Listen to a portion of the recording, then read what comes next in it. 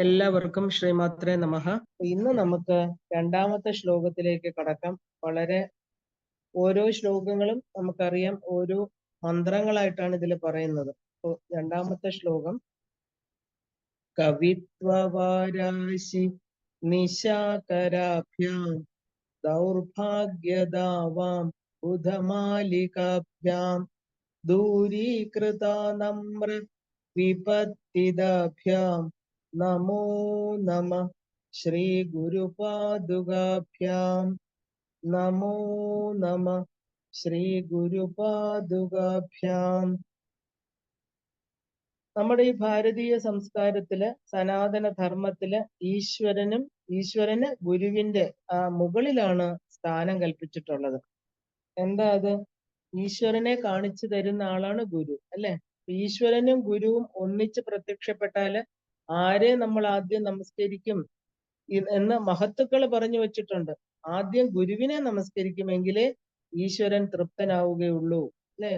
ഗുരുർ അനുഗ്രഹ ഏവ ഉമാൻ പൂർണ്ണ പ്രശാന്തയെ. ഗുരുവിന്റെ അനുഗ്രഹം കൊണ്ട് മാത്രമേ ഒരു വ്യക്തിക്ക് പൂർണ്ണമായിട്ടുള്ള പ്രശാന്തമായിട്ട് ശാന്തമായ ഒരു അവസ്ഥ കൈവരിക്കാൻ പറ്റുള്ളൂ. ഇതാരാ പറഞ്ഞത്? ഭഗവാൻ കൃഷ്ണൻ കുചേലനോട് പറഞ്ഞിരിക്കുന്നതാണ്. നമ്മളൊന്നും പറഞ്ഞല്ല, ഭഗവാൻ തന്നെ. ഭഗവാൻ പോലും ആ ഒരു എന്താ പറയാ സാന്ദീപനി ഗുരുകുലത്തിൽ പോയി വിദ്യകൾ അഭ്യസിച്ചിരുന്നു.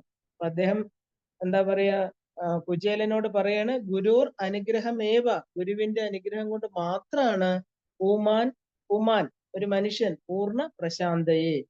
ഒരു മനുഷ്യന്റെ ജന്മ സാഫല്യം എന്ന് പറയുന്നത് ഗുരുവിന്റെ അനുഗ്രഹം കൊണ്ടാണ് ഉണ്ടാകുന്നത്.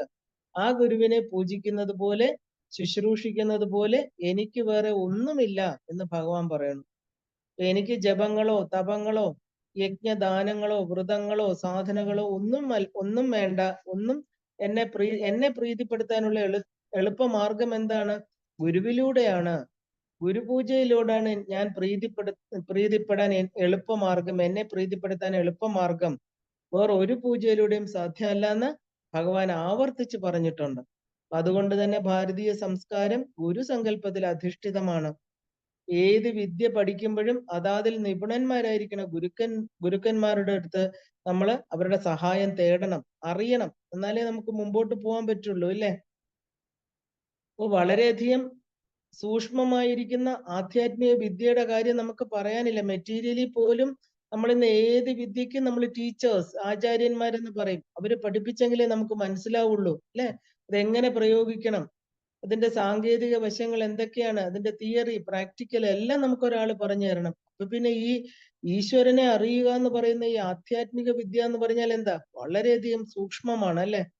അതിനായിട്ട് ഗുരുവിന്റെ സഹായം അത്യന്താപേക്ഷിതം തന്നെയാണ്. ഇപ്പൊ ബ്രഹ്മവിദ്യ സ്വതന്ത്രമായിട്ട് അഭ്യസിക്കരുത് എന്ന് തന്നെ ആചാര്യ ഭഗവത് പാദർ പറഞ്ഞിട്ടുണ്ട്. നമുക്ക് സ്വയം പഠിക്കാൻ പറ്റുന്ന ഒരു വിദ്യ അല്ല. നമ്മൾ കുറച്ച് ലൈബ്രറിയിൽ നിന്ന് ടെക്സ്റ്റുകൾ എടുത്തുകൊണ്ട് വെച്ച് വായിച്ചു കഴിഞ്ഞാൽ നമുക്കൊന്നും മനസ്സിലാവില്ല എന്ന് മാത്രമല്ല വളരെയധികം കൺഫ്യൂഷൻ ഉണ്ടാക്കുകയും ചെയ്യും. അപ്പം അദ്ദേഹം തന്നെ അദ്ദേഹത്തിന്റെ ഭാഷ്യങ്ങളിൽ, ശങ്കര ഭഗവത് പാദര് അദ്ദേഹത്തിന്റെ ഭാഷ്യങ്ങളിൽ പറഞ്ഞിട്ടുണ്ട്, ന സ്വാതന്ത്ര്യം ബ്രഹ്മാന്വേഷണം കുര്യാത്. ബ്രഹ്മാന്വേഷണത്തിന് മാത്രം സ്വാതന്ത്ര്യം നമുക്കില്ല. സ്വയം പോയി പലരും ഒരു വിഷയത്തെ കുറിച്ച് തന്നെ പല കാര്യങ്ങൾ എഴുതി വെക്കും. അപ്പൊ നമുക്കത് കൂടുതൽ കൺഫ്യൂഷൻ ഉണ്ടാക്കും. അതിനകത്ത് നമുക്ക് സ്വന്തമായിട്ട് ബ്രഹ്മാന്വേഷണത്തിനുള്ള ആ ഒരു വഴി നമ്മൾ സ്വയം തിരഞ്ഞെടുത്ത് പോകരുത്. അതിൽ നമുക്ക് സ്വാതന്ത്ര്യം ഇല്ല എന്ന് പറയണം. എന്താ സത്യാന്വേഷണം എന്ന് പറയുന്നത്? സത്യത്തെ അന്വേഷിക്കാനാണ്, സത്തിനെ, അവനവന്റെ ഉണ്മയെ അന്വേഷിക്കുന്നതാണ്. ഗുരു ഇല്ലാതിരുന്നാൽ എന്താ ചെയ്യുക? വഴി തെറ്റി നമ്മൾ കുഴിയിൽ ചാടി പോകും, അധപ്പതിക്കും, നശിക്കും. മാത്രമല്ല ലക്ഷ്യത്തിൽ എത്തുകയില്ല. ഈ പാതയിൽ നടന്ന് ലക്ഷ്യം നേടിയ ഗുരുക്കന്മാരുടെ കൈ പിടിച്ചു വേണം നടന്ന് ലക്ഷ്യത്തിലെത്താൻ. മാത്രമല്ല ആ ഒരു ഗുരുവിലല്ലാതെ ഗുരുവില്ലാതെ നമ്മൾ ബ്രഹ്മവിദ്യ അഭ്യസിച്ചവർ പറയുന്നതൊന്നും തന്നെ എത്ര വലിയ പണ്ഡിതനാണെങ്കിലും സ്വീകരിക്കരുത് എന്നും ശങ്കരാചാര്യര് ഭാഷ്യത്തിൽ പറയുന്നുണ്ട്. ഇതൊന്നും പഠിക്കാത്ത നമുക്കറിയാം വലിയ കമ്മ്യൂണിസ്റ്റുകളായിട്ട് നടന്നവർ പെട്ടെന്ന് ഒരു ദിവസം അവരുടെ അനുഭവങ്ങൾ കൊണ്ട് അവർ വലിയ ഈശ്വര ഭക്തരാകും. അവരൊരിക്കൽ ഈശ്വരനെ നിഷേധിച്ചവരാണില്ല. അവർക്ക് ശാസ്ത്രങ്ങളൊന്നും ഒരു ബേസും വെച്ച് പറയാൻ പറ്റില്ല. അപ്പൊ അങ്ങനെ പറയണവര് നമ്മൾ എടുത്തു കഴിഞ്ഞാൽ എന്താ? അവര് ഗുരുവില്ലാതെ എന്തൊക്കെയോ എന്താ പറയുക വിദ്യ അഭ്യസിച്ചവരാണ്. അവരിനിയിപ്പോ എത്ര പണ്ഡിതരെന്ന് പറഞ്ഞാലും നമ്മൾ അവര് പറയണത് സ്വീകരിക്കരുത് എന്ന ഏറ്റവും ഉയർന്ന എന്താ പറയാ, ഗോവിന്ദ ഭഗവത്പാദരുടെ ശിഷ്യനായിരിക്കുന്ന ശങ്കരാചാര്യ സ്വാമികളാണ് പറയുന്നത്. അപ്പോ അസമ്പ്രദായ വിത്ത് എന്നാ അതിനെ പറയുന്നത്. ഗുരുപരമ്പരയിലൂടെ പകർന്നു കിട്ടുന്ന ജ്ഞാനത്തോടു കൂടിയവനെ അല്ലാതെ നമ്മൾ വിശ്വസിക്കരുത്, പിന്തുടരരുത്. ഭഗവാൻ തന്നെ ദക്ഷിണാമൂർത്തി എങ്ങനെ നമുക്ക് കാണിക്കുന്നത്? അദ്ദേഹത്തിൽ നിന്നാണ് പരമ്പര തുടങ്ങുന്നത്. സനകാദികളൊക്കെ അദ്ദേഹത്തിന്റെ ആ ഒരു ഗുരുവായിട്ട് സ്വീകരിച്ചിട്ടാണ് അറിവ് നേടുന്നത്. അപ്പൊ ഗുരുപരമ്പരയിലൂടെ പകർന്നു കിട്ടാത്ത ജ്ഞാനത്തോട് കൂടിയവനെയാണ് നമ്മള് അസമ്പ്രദായ വിത്ത് എന്ന് പറയുന്നത്. സമ്പ്രദായപരമല്ലാതെ കിട്ടിയ ജ്ഞാനത്തോട് കൂടിയവൻ. അപ്പൊ അവനെ മൂർഖന്ന അല്ലെങ്കിൽ വിഡ്ഢിയെ പോലെ തള്ളിക്കളയണം, അവന് സഭയിൽ സംസാരിക്കാൻ പോലും യോഗ്യനല്ല എന്ന് വേദ ഉപനിഷത്തുകളിലെല്ലാം തന്നെ പറഞ്ഞിട്ടുണ്ട്. അപ്പൊ അവരുടെ സംഭാഷണം മനുഷ്യരെ വഴിതെറ്റിക്കും. അങ്ങനെ ഗുരുക്കന്മാരെ ബഹുമാനിക്കാത്തവരെ സമൂഹം അംഗീകരിക്കുന്നില്ല. അതുകൊണ്ട് ഗുരുപരമ്പരകളെ വന്ദിച്ച് അവരിലൂടെ മാത്രമേ നമുക്ക് വിദ്യ അഭ്യസിക്കാൻ പാടുള്ളൂ. അല്ലെങ്കിൽ അനേക ജന്മങ്ങള് അലഞ്ഞു തിരിഞ്ഞ് അതിനുശേഷം മാത്രമേ ലക്ഷ്യത്തിലെത്താൻ സാധിക്കുകയുള്ളൂ. അങ്ങനെയുള്ള ഗുരുവിന്റെ മഹിമയാണ് ഗുരുപാദുക സ്തോത്രത്തിലൂടെ പറയുന്നത്. നമ്മൾ ഗുരുപൂർണിമയാണ് ആചരിക്കുന്നത്, അല്ലെ? ഒരു സ്തോത്രം പഠിക്കുന്നത് തീർച്ചയായിട്ടും അതിലേക്കുള്ള നമുക്കൊരു മുതൽക്കൂട്ടാണ്. നമ്മൾ ഗുരുപൂർണിമ എന്തിനാ? ഈ ഒരു ലീനിയേജ് അല്ലെങ്കിൽ ഒരു പരമ്പരയാണ്. നമുക്ക് അത്രയും ഗുരുക്കന്മാരാണ് അന്ന് നമ്മളെ അനുഗ്രഹിക്കാൻ എത്തുന്നത്, അല്ലെ? ഒരു പരമ്പര മുഴുവനും എന്തിനു വേണ്ടിയിട്ടാ? ഈ സംസാര സാഗരം കടക്കാൻ വേണ്ടിയിട്ട്, നമ്മളെ അപ്പുറത്ത് കൊണ്ടുവിടാൻ, ഒരു ജീവനെ രക്ഷിക്കാൻ വേണ്ടിയിട്ടാണ് ഗുരുക്കന്മാർ വരുന്നത്, അല്ലാതെ അവർക്ക് ഒന്നിനും വേണ്ടിയിട്ടല്ല. അപ്പൊ അവരുടെ അനുഗ്രഹം അവരുടെ കാലിൽ വീണാ മേടിക്കേണ്ടത്. കാരണം അവരിതെല്ലാം കടന്നവരാണ്. തീർച്ചയായിട്ടും ഗുരുപരമ്പരയുടെയും ദേവിയുടെയും അനുഗ്രഹം കൊണ്ട് മാത്രമേ നമുക്ക് ഈ സംസാരത്തെ, ഇല്ലെങ്കിൽ ഈ പറയുന്ന ജന്മം എന്ന് പറഞ്ഞിരിക്കുന്ന ഈ ഒരു എന്താ പറയാ ശരീരത്തിലിരിക്കുന്ന ആ തലം നമുക്ക് കടന്ന് ഇതിന്റെ ഉപരി ലോകങ്ങളിലേക്ക് യാത്ര ചെയ്യാൻ പറ്റുള്ളൂ. ആ ഗുരുക്കന്മാരുടെ മഹിമ അറിഞ്ഞ്, അപ്പോ ഈ പറഞ്ഞ ഒരു ദിവസം ഈ ഗുരുപാദുക സ്തോത്രം, അതായത് ആ ഗുരുപൂർണിമ ദിവസം ഗുരുപാദുക സ്തോത്രം വായിക്കുന്നത് വളരെ വിശേഷമാണ്. ഇതെല്ലാം അറിഞ്ഞിട്ട് ചെയ്യുകയാണെങ്കിൽ നമുക്ക് പൂർണ്ണമായിട്ടുള്ള നമുക്കൊരു ഡെഡിക്കേഷൻ ഉണ്ടാവും, അവരുടെ അനുഗ്രഹവും നമുക്ക് ലഭിക്കും. അങ്ങനെ ഒരു ഉദ്ദേശത്തോടു കൂടി തന്നെയാണ് നമ്മൾ ഇത് പഠിക്കുന്നത്. ഗുരുക്കന്മാരുടെ മഹിമ അറിയണം, അല്ലെ? അപ്പൊ എന്നാലേ നമുക്ക് ആ പാദകത്തിൽ വിശ്വാസം വരുള്ളൂ. അപ്പൊ അവരുടെ അനുഗ്രഹമാണ് ഇത്. നിത്യപാരായണത്തിന് ചെയ്യേണ്ട ഒരു സ്തോത്രമാണ്. ഗുരുപാദക മന്ത്രം ജപിക്കുന്ന എല്ലാവരും, കാരണം ശിരസില് എന്തുകൊണ്ടാ ശ്രീ ഗുരു പാദകം പൂജയാമി എന്ന് പറയുന്നത്? ശ്രീ ഗുരുവിന്റെ പാദകം. നമുക്ക് ശ്രീ എന്ന് പറഞ്ഞ എല്ലാ ഐശ്വര്യങ്ങളും തരുന്ന, അവസാനം മോക്ഷത്തിൽ എത്തിക്കുന്ന ഗുരുവിന്റെ പാദകങ്ങള് ഏറ്റവും ഉയർന്ന ഉത്തമാംഗമായിരിക്കുന്ന ശിരസിൽ വെച്ചിട്ട് നമ്മൾ പൂജിക്കാൻ കാരണം എന്താണ്? അവരുടെ അനുഗ്രഹം അത്രയും വലുതാണ്. ഈശ്വരനെ കാണിച്ചു തരുന്നവരാണ് അവര്. അപ്പൊ ഇത് ആ ഒരു നിത്യപാരായണം ചെയ്യേണ്ട സ്തോത്രം തന്നെയാണ് എന്ന് പറയുന്നു. അപ്പോ അർത്ഥബോധമാണ് നമുക്ക് അനുഗ്രഹം തരുന്നത്. അതിന്റെ അർത്ഥം മനസ്സിലാക്കണം, അല്ലെ? നമോ നമ ശ്രീ ഗുരുപാദുകാഭ്യാം. ഗുരുപാദുകങ്ങൾക്കായിക്കൊണ്ട് എന്റെ നമസ്കാരം. നമസ്കാരം 2 പ്രാവശ്യം പറയുകയാണ്. ഈ ശ്ലോകത്തിലും 3 വിശേഷണങ്ങളാണ് ഗുരുപാദുകങ്ങൾക്ക് പറയുന്നത്. ഓരോ ശ്ലോകത്തിലും നേരത്തെ നമ്മൾ അനന്ത സംസാരം കണ്ടു, അല്ലെ? നമ്മൾ നൗകയാണോ എന്നൊക്കെ കണ്ടു. ഇനിയിപ്പോ 2ാമത്തെ ശ്ലോകത്തില് 3 കാര്യങ്ങളാ പറയുന്നത്. എന്തൊക്കെയാണ് നമുക്ക് ഗുരുപാദുകങ്ങളെ നമസ്കരിക്കുന്നതുകൊണ്ട് കിട്ടുന്നത്? എന്തൊക്കെയാണ്? കവിത്വ വാരാശി നിശാകരാഭ്യാം 1. 2 ദൗർഭാഗ്യദാവാം ബുധമാലികാഭ്യാം 2. ദൂരീകൃതാനമ്ര വിപത്തിദാഭ്യാം നമോ നമ ശ്രീ ഗുരുപാദുകാഭ്യാം. നമോ നമ ശ്രീ ഗുരുപാദുകാഭ്യാം. 3 കാര്യങ്ങൾ, 3 വിശേഷണങ്ങൾ ആണ് ഈ 2ാമത്തെ ശ്ലോകത്തിൽ. എല്ലാ ശ്ലോകത്തിലും 3 കാര്യങ്ങളാണ് പറഞ്ഞു പോകുന്നത്. അപ്പൊ ഇതില് പറയുന്നു എന്താണ്? ആദ്യത്തേത് എന്താ പറയുന്നത്? കവിത്വ വാരാശി നിശാകരാഭ്യാം. അപ്പൊ 3 വിശേഷണങ്ങളിൽ ആദ്യത്തേതാണ്, അല്ലെ? അപ്പൊ എന്താണ്? ഗുരുവിന്റെ 2 പാദകങ്ങളെ ചന്ദ്രനോട് ഉപമിക്കുകയാണ് ആദ്യം തന്നെ. നിശാകരൻ എന്ന് പറഞ്ഞാല് രാത്രിയെ അനുഗ്രഹിക്കുന്നവൻ. രാത്രിയെ അനുഗ്രഹിക്കുന്നവരാരാണ്? ദിവാകരൻ, അല്ലെ? നിശാകരൻ എന്ന് പറഞ്ഞാൽ രാത്രി അനുഗ്രഹിക്കുന്നു. സോറി, നിശാകരൻ എന്ന് പറഞ്ഞാൽ നിശ, രാത്രിയെ അനുഗ്രഹിക്കുന്നവൻ. ദിവാകരൻ എന്ന് പറഞ്ഞാലോ പകലിനെ അനുഗ്രഹിക്കുന്നവൻ സൂര്യൻ. അപ്പൊ നിശാകരാഭ്യാം എന്ന് പറഞ്ഞാല് 2 ചന്ദ്രന്മാർക്കായിക്കൊണ്ട് നമസ്കാരം. ഗുരുവിന്റെ പാദകങ്ങളെ ഇവിടെ 2 ചന്ദ്രന്മാരായിട്ടാണ് പറയുന്നത്. ഗുരുവിന്റെ പാദകങ്ങളായിരിക്കുന്ന 2 ചന്ദ്രന്മാർക്കായിക്കൊണ്ട് എന്നതുകൊണ്ട് ചന്ദ്രനോട് ഉപമിക്കുന്നു ഗുരുപാദകങ്ങളെ. എന്തുകൊണ്ടാണ് ഈ ചന്ദ്രനോട് ഉപമിക്കാൻ കാരണം? ചന്ദ്രൻ ഉദിച്ചു വരുമ്പോ എങ്ങനെയാണോ സമുദ്രത്തിലെ ജലത്തെ അത് ഉയർത്തുന്നത്, അല്ലെങ്കിൽ വേലിയേറ്റം ഉണ്ടാകുന്നത്? നമുക്കറിയാം, പ്രഥമ തുടങ്ങി പൗർണമി ആകുമ്പോൾ സമുദ്രത്തിലെ ജലം വളരെ ഉയർന്നു പോകും, ഇല്ലേ? ഇതിനെയാണ് നമ്മൾ വേലിയേറ്റം, അത് താഴുമ്പോ വേലിയിറക്കം എന്ന് പറയുന്നു. ആ വേലിയേറ്റം അതായത് ആ ഒരു ചന്ദ്രന് സമുദ്രജലത്തെ ഉയർത്താനുള്ള കഴിവുണ്ട്, ഉദ്ധരിക്കാൻ സാധിക്കും. അപ്പൊ അതുപോലെ ഗുരുപാദുകങ്ങളെ സ്മരിക്കുന്ന മാത്രയിൽ തന്നെ അതിനെ പൂജിക്കുന്ന ആ ഗുരുഭക്തന്മാർക്ക് അവരുടെ ഉള്ളില് കവിത്വമാകുന്ന വാരാശി എന്ന് പറഞ്ഞാൽ എന്താ? സമുദ്രം. അപ്പൊ അത് ഉയർന്നു വരും. വാര് എന്ന് പറഞ്ഞാൽ വെള്ളം, വാരാശി ജലരാശി എന്നർത്ഥം. അപ്പൊ കവിത്വമാകുന്ന, മറഞ്ഞു കിടക്കുന്ന കവിത്വമാകുന്ന, എഴുതാൻ സാധിച്ചില്ലെങ്കിൽ എന്താ, നല്ല ഒരു കവിത ആസ്വദിക്കണമെങ്കിൽ നമുക്ക് എന്ത് വേണം? കവിത്വം വേണം ഉള്ളില്, ഇല്ലേ? അപ്പൊ സന്തോഷത്തിന്റെ വേലിയേറ്റം ഉണ്ടാകുന്നുണ്ടെങ്കിൽ നമുക്ക് നല്ല പാട്ട്, നല്ല ചിത്രം. ഈ കവിത്വം എന്ന് പറഞ്ഞാൽ കവിത എഴുതുക എന്ന് മാത്രമല്ല, എന്ത് നല്ല കാര്യങ്ങളും, എന്ത് ഭംഗിയുള്ള വസ്തുക്കളെ ആസ്വദിക്കാനുള്ള ഒരു കഴിവ് എല്ലാവരുടെ ഉള്ളിലും ഉണ്ട്. അപ്പൊ ആ കവിത ആസ്വദിക്കണമെങ്കിൽ നമുക്ക് കവിത്വം വേണം. സഹൃദയത്വം എന്ന് പറയുന്നത് നമ്മുടെ ഉള്ളിൽ ഒരു സന്തോഷം, ഇല്ലേ? അപ്പൊ ആ മനസ്സിന് വികാസം ഉണ്ടാകണമെങ്കിൽ പോലും ഗുരുക്കന്മാരുടെ അനുഗ്രഹം വേണം. കവിത്വ വാരാശി നിശാകരാഭ്യാം. കവിത്വമാകുന്ന സമുദ്രത്തെ ഉയർത്തുന്ന നിശാകരനെ പോലെ, ചന്ദ്രനെ പോലെ വേലിയേറ്റം സൃഷ്ടിക്കുന്ന നമ്മുടെ ആ ഒരു കവിത്വം തുടങ്ങിയ കഴിവുകളെ വികസിപ്പിക്കുന്ന, നമ്മുടെ ഉള്ളിൽ എല്ലാ കഴിവുകളും ഉറങ്ങിക്കിടക്കണം. നമ്മൾ പൂർണ്ണന്മാരാണെന്നൊക്കെയാ പറയുന്നത്. പക്ഷെ എന്തുകൊണ്ട് നമുക്ക് കഴിവുകളില്ല? നമുക്ക് നല്ല ഗുരുക്കന്മാരെ കിട്ടി അത് ഉണർത്താൻ സാധിക്കുന്നില്ല. അതുകൊണ്ട് ഉറങ്ങിക്കിടക്കുന്നു, അല്ലേ? അപ്പൊ ഈ കവിത്വം എന്ന് പറയുന്നത് എപ്പോഴും കവിത എഴുതാനുള്ളത് മാത്രമാണ് നമ്മൾ തെറ്റിദ്ധരിക്കരുത്. കാരണം കവിത്വം ലോകത്തിലെ നന്മയെ അംഗീകരിക്കാൻ, നല്ലത് കാണാൻ, എന്തിലും നമുക്ക് പൂർണ്ണത്വത്തെ കാണാനുള്ള ഒരു കഴിവിനെയാണ് നമ്മൾ കവിത്വം എന്ന് പറയുന്നത്. അത് ഉണരാനുള്ള കാരണം എന്താ? ഈ ഗുരുപാദ സ്മരണ കൊണ്ട് അവരുടെ അനുഗ്രഹം ഉണ്ടാകട്ടെ, അവരുടെ ആ ഒരു അനുഗ്രഹം കൊണ്ട് ഉണ്ടാകേണ്ടതാണ്. ഇപ്പൊ ഗുരുപാദുക തത്വം, അവർ ഉറച്ചിരിക്കുന്ന തത്വം, അല്ലെ? സത്യം എന്താണ്?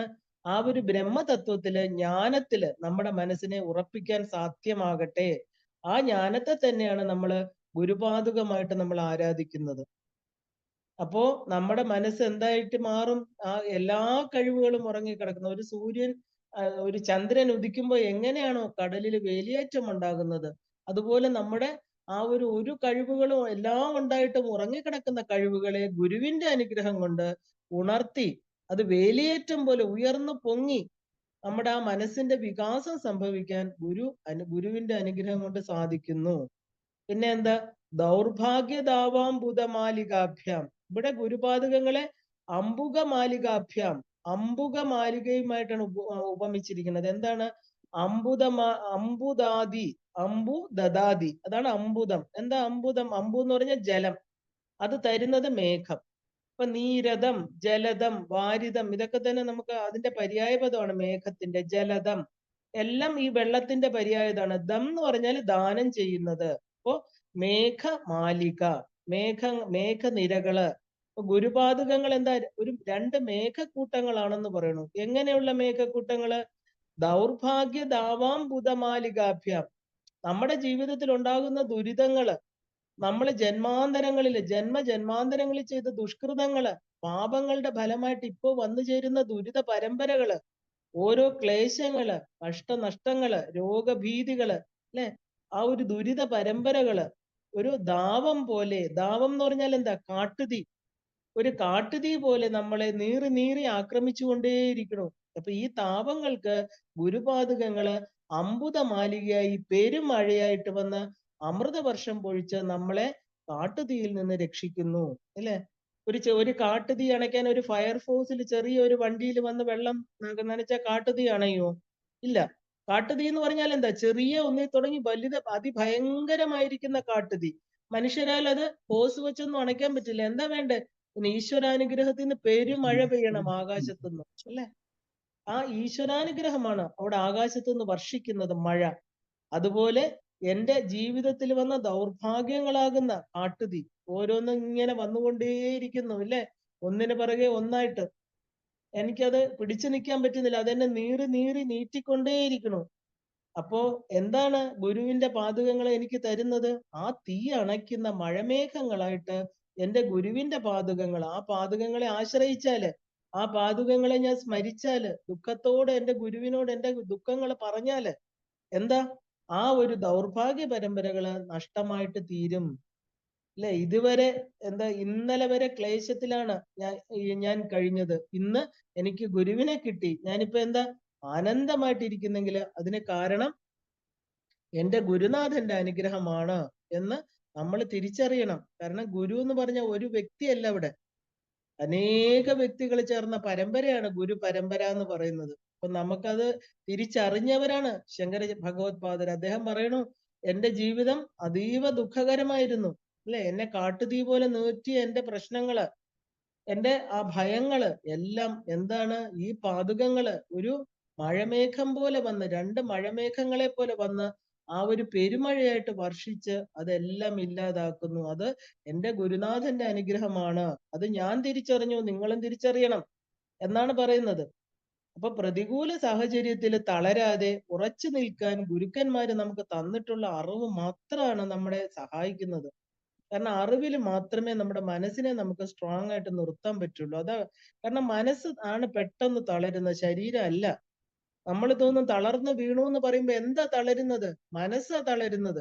ഈ മനസ്സിന് നമുക്കൊരാളുണ്ട്, സഹായമായിട്ട് എനിക്കുണ്ട്, എനിക്ക് അനുഗ്രഹമുണ്ട്, ഇതെനിക്ക് അനുഭവിക്കേണ്ടതാണ്, വന്നു പോട്ടെ എന്ന് വിചാരിച്ച് സ്ട്രോങ് ആയിട്ട് നിൽക്കണമെങ്കിൽ എന്ത് വേണം? മനസ്സിന് ബലം ഉണ്ടാവണം. അപ്പോ ഗുരുക്കന്മാരെ ആശ്രയിച്ചതുകൊണ്ട് എനിക്ക് കിട്ടിയ അറിവ് തന്നെയാണ് ആ അമൃത വർഷം. ഈ വർഷം എൻ്റെ ഉള്ളിലെ അജ്ഞാനമാകുന്ന തീയെ കെടുത്തി. അങ്ങനെ തുടർക്കഥയായിട്ട് വന്ന എൻ്റെ ദുരിത പരമ്പരകള്, ഇല്ലേ? ആ ഉഷ്ണങ്ങൾ എന്ന് പറഞ്ഞാൽ എന്താ? ചൂട്, ഉറങ്ങാൻ കഴിയുന്നില്ല, എരിപെരി കൊള്ളുക, വിഷമം കാരണം, ദുഃഖം കാരണം, ഇതിനൊരു പോംവഴിയില്ല, അല്ലെ? കാലം അത് ശമിപ്പിക്കുമോ? ഇതൊന്നും നമുക്കറിയാം. എന്തുകൊണ്ട് എനിക്ക് ഇങ്ങനെ വന്നു? നമ്മൾ ഈ ദുഃഖം വരുമ്പോ എല്ലാം ചോദിക്കുന്ന ഇതെനിക്ക് എങ്ങനെ വന്നു? ഞാൻ ഈ ജന്മം ഒന്നും ചെയ്തിട്ടില്ല, ഇത് എങ്ങനെ വന്നു? എന്തിനാ ദൈവം എന്നെ ഇങ്ങനെ ശപിച്ചത്? ഇതൊക്കെയാ നമ്മൾ ചോദിക്കുന്നത്. അതാണ് ഉഷ്ണം, എരിപിരി കൊള്ളുക, അമ്പലങ്ങളിൽ ഓടുക, അവിടെ ഓടുക, ഇവിടെ ഓടുക, കാണുന്നവരോടെല്ലാം പരാതി പറയുക, വിഷമിക്കുക. അങ്ങനെയുള്ള ആ ഒരു സമയത്ത് നമ്മുടെ ദുരിത പരമ്പരകള് ഒന്ന് ശമിക്കണമെങ്കിൽ എന്ത് വേണം? നമ്മുടെ ഗുരുവിന്റെ ഈ പകർന്നു തന്ന അറിവ് നമ്മുടെ കൂടെ ഉണ്ടായിരിക്കണം. അതാണ് മഴമേഘങ്ങളായിട്ട് വർഷിക്കുന്നത്. കാരണം എന്റെ ഗുരുപരമ്പര പറഞ്ഞു തന്നിട്ടുണ്ട് എനിക്ക്, വിഷമങ്ങൾ നിന്റെ കർമ്മങ്ങളുടെ ഫലമാണ്, നീ ചെയ്ത കർമ്മങ്ങൾക്ക് ഫലം അനുഭവിച്ചേ പറ്റൂ. ഈശ്വരൻ അങ്ങനെ എന്താ പറയാ, പാർഷ്യൽ അല്ല. ആരോടും അങ്ങനെ പ്രത്യേകിച്ച് ഈശ്വരന് ഒരു പ്രത്യേകിച്ച് മമത്വവുമില്ല. നമ്മളെ ഈശ്വരൻ കോപിച്ച എന്താ പറയാ, നമുക്ക് മോശം കാര്യങ്ങൾ തരൂല്ല. അപ്പൊ എന്താ, അവനവന്റെ കർമ്മങ്ങളാണ്. അത് അറിയുമ്പോ തന്നെ നമ്മൾ പകുതി, നമ്മളിതെല്ലാം ബാക്കിയുള്ളവരുടെ പുറത്ത് കർമ്മങ്ങൾ വെക്കുമ്പോഴാണ് നമുക്ക് ദുഃഖം കൂടുന്നത്, അല്ലെ? അവര് കാരണമാണ്, ഇവര് കാരണമാണ് എന്ന് പറയുമ്പോൾ നമുക്ക് ദുഃഖം കൂടുതലാണ്. അപ്പൊ ഇത് നമ്മുടെ അറിവെന്ന് പറയുന്നത് എന്താ? അതാണ് നമുക്ക് ദുഃഖത്തെ ഇല്ലാതാക്കുന്നത്. പെരുമഴ പോലെ വർഷിക്കുക എന്ന് പറഞ്ഞാൽ എന്താ? ഗംഗാപ്രവാഹം പോലെ നമ്മുടെ ആ അസ്തിത്വം എന്താണ്? നമ്മുടെ ആത്മാവ്, അത് മാത്രമേ ഉള്ളൂ. ഈ ശരീരവുമായിട്ട് സംബന്ധിച്ച് എല്ലാം തന്നെ വന്നു പോകുന്നതാണ്. ഒന്നിലും വലിയ അങ്ങ് ഇമ്പോർട്ടൻസ് കൊടുക്കണ്ട. കാരണം എന്താ? അതിലങ്ങ് ഒഴുകി പോവേണ്ട ആവശ്യമൊന്നുമില്ല. കാരണം അത് അനുഭവിച്ച് തീരേണ്ടതാണ്, പ്രാരബ്ധമാണ്. നമ്മൾ അത് അനുഭവിക്കാൻ വന്നവരാണ്. ഇതാണ് അമൃതവർഷം, ഈ അറിവ്. അപ്പൊ അജ്ഞാനമാകുന്ന തീയെ കെടുത്തിക്കഴിഞ്ഞാൽ എന്താ? പിന്നെ മനസ്സ് നമുക്ക് തളരേണ്ടതായിട്ടുണ്ടോ? ഇല്ല. അപ്പൊ അങ്ങനെ തുടർക്കഥയായിട്ട് വരുന്ന ദുരിത പരമ്പരകള്, ആ ഉഷ്ണവും എല്ലാം ശമിക്കും. എന്താ? ഈ പറയുന്ന രണ്ട് പാതകങ്ങളിൽ നിന്ന് വരുന്ന ഈശ്വരാനുഗ്രഹമാകുന്ന ആ അമൃതവർഷം കൊണ്ട്. അപ്പൊ നമ്മൾ സദാ ആശ്രയിക്കേണ്ടത് ആരാ? ഗുരുനാഥന്മാരുടെ പാദങ്ങളെയാണ്. അത് അജ്ഞാനത്തെ നശിപ്പിച്ച് ശാന്തിയും സുഖവും പ്രദാനം ചെയ്യുന്നു. ദൂരീ കൃതാനമ്ര വിപത്തിതാഭ്യാം. മൂന്നാമത്തത് എന്താ? ആ നമ്രം എന്ന് പറഞ്ഞാൽ തന്റെ മുന്നിൽ വന്ന് നമിക്കുന്നവർ, നന്നായിട്ട് നമസ്കരിക്കുന്നവർ, ശരണം പ്രാപിച്ചവർ, അല്ലെ? ആ നമ്രന്മാരുടെ വിപത്ത്, എന്നെ ആശ്രയിച്ചവരുടെ, അല്ലെ? ഗുരുവായിട്ട് അക്സെപ്റ്റ് ചെയ്ത് പറയുന്നതെല്ലാം ഞാൻ കേൾക്കാം, എന്നെ കൈപിടിച്ച് അപ്പുറത്ത് കൊണ്ടുപോകൂ എന്ന് പറഞ്ഞ്, അല്ല? നമ്മളിപ്പോ എല്ലാം എന്താ, നമ്മൾ കണ്ടു ഒരു മന്ത്രദീക്ഷ എടുക്കുമ്പോ എന്താ, ആ ഗുരു പറയുന്നതെല്ലാം അനുസരിക്കാം. ആരുടെ മുമ്പിലാണ് നമ്മൾ സത്യം ചെയ്യുന്നത്? ഈശ്വരന്റെ മുമ്പിൽ. ഈ ഒരു ഗുരുപാതുക മന്ത്രം എടുക്കുമ്പോൾ 33 ദേവകള് സാക്ഷിയാണ്. നമ്മൾ അവരെ ഒന്നും കാണുന്നില്ലെന്നേ ഉള്ളൂ, അല്ലെ? പ്രത്യേകിച്ച് ലളിതാ ത്രിപുര സുന്ദരിയുടെ വാരാഹി, ശ്യാമ ഉൾപ്പെടെ സകല ചതുഷ്ഷഷ്ടി കോടി ദേവതകളും വരും. കാരണം എന്താ? അവരുടെ സാമ്രാജ്യത്തിലേക്ക് കയറ്റി വീടാൻ ഒരു ജീവൻ വന്നിരിക്കുക. മണിദ്വീപത്തിൽ കയറാൻ ഇവന് എന്താ പറയാ, ആ ഒരു പാകപ്പെട്ടോ, ശ്രീപുരത്തിൽ അവൻ എത്താൻ പറ്റുമോ? ഇല്ലേ? ദേവിയുടെ ഒരു വലിയ സാമ്രാജ്യത്തിലേക്ക് ഒരു മന്ത്രദീക്ഷ കൊടുത്ത് ഒരു ജീവനെ അങ്ങോട്ട് കയറ്റുകയാണ് ഒരു ഗുരു. അപ്പൊ അവരെല്ലാം വന്ന് നോക്കിക്കൊണ്ട് നിൽക്കും. ഇവൻ എന്താ ചെയ്യാൻ പോകുന്നത്? ഈ പരമ്പര പറയുന്നതെല്ലാം കേട്ട് അമ്മയെ കാണാൻ വരുമോ? അതോ വെറുതെ വന്നിട്ട് ഒരു മന്ത്രം എടുത്ത് ശ്രീവിദ്യാ മന്ത്രം എന്ന് പറഞ്ഞ് പോവുകയാണോ? അതിന് എത്രത്തോളം ഇന്റൻസിറ്റി ഉണ്ട് അതില്? എത്രത്തോളം വിശ്വാസമുണ്ട്? ഗുരുവിനെ വിശ്വാസമുണ്ടോ? ഈ പരമ്പരയിൽ വിശ്വാസമുണ്ടോ? ദേവിയെ വേണമെന്ന് ശരിക്കും ഉള്ളിൽ നിന്ന് ആഗ്രഹമുണ്ടോ? ഇതെല്ലാം അവർ വാച്ച് ചെയ്തുകൊണ്ടിരിക്കും. അല്ലെ? ഓരോ ദിവസവും നമ്മൾ അനേക ദേവതമാരുടെ അവര് നമ്മളെ നോക്കിക്കൊണ്ടിരിക്കുകയാണ്. ഇവരെന്താ ചെയ്യണത്? കാരണം അവരങ്ങോട്ട് ഒരു അഡ്മിഷൻ കിട്ടിയ സ്കൂളില് ഹെഡ് മിസ്ട്രസ് മാത്രമല്ല, അനേകം ടീച്ചേഴ്സ് നമ്മളെ വാച്ച് ചെയ്യും അല്ലേ? എല്ലാത്തിനും ആൾക്കാരുണ്ട്. ഇവര് നന്നായിട്ടാണ്, അത് കഴിഞ്ഞിട്ടാണ് നമുക്ക് ആ ഒരു ബെസ്റ്റ് കോണ്ടാക്ട് സർട്ടിഫിക്കറ്റ് ഒക്കെ തരുന്നത്. നല്ലതാണ്. ഇവര് നല്ലതാണ്. നല്ലതായിട്ട് ചെയ്യുന്നുണ്ട്. ഗുരുപരമ്പരയെ വിശ്വാസമുണ്ട്. അവര് ഗുരുവിനെ ചോദ്യം ചെയ്യുന്നില്ല. അല്ലേ? എന്തെങ്കിലും നമുക്ക് വിഷമം വന്നാൽ ഉടനെ ഗുരുവിനെ ചീത്ത വിളിക്കുക. ഇതാണ് ഇന്നത്തെ ഒരു ട്രെൻഡ്.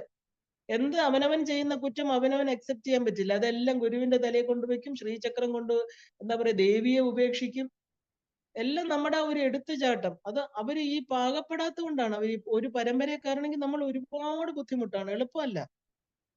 അപ്പൊ ചുമ്മാ നമ്മുടെ ദുഃഖങ്ങളെല്ലാം മാറ്റാൻ എന്താ ആരെങ്കിലും ഇരിക്കുന്നോ? നമ്മൾ ചെയ്ത കർമ്മങ്ങളുടെ ഫലം നമ്മൾ തന്നെ അനുഭവിക്കണ്ടേ? അത് മാറ്റാം. കുറച്ച് ഞാനും കൂടെ ഷെയർ ചെയ്യാന്ന് പറഞ്ഞ് നമ്മളെ താങ്ങാൻ വരുന്നവരെയാണ് നമ്മൾ തള്ളിക്കളയുന്നത്. അത്രയും നന്ദിയില്ലാതെയാണ് നമ്മൾ അവരെ ഉപേക്ഷിക്കുന്നത്. അങ്ങനെ ചെയ്യാൻ പാടില്ല.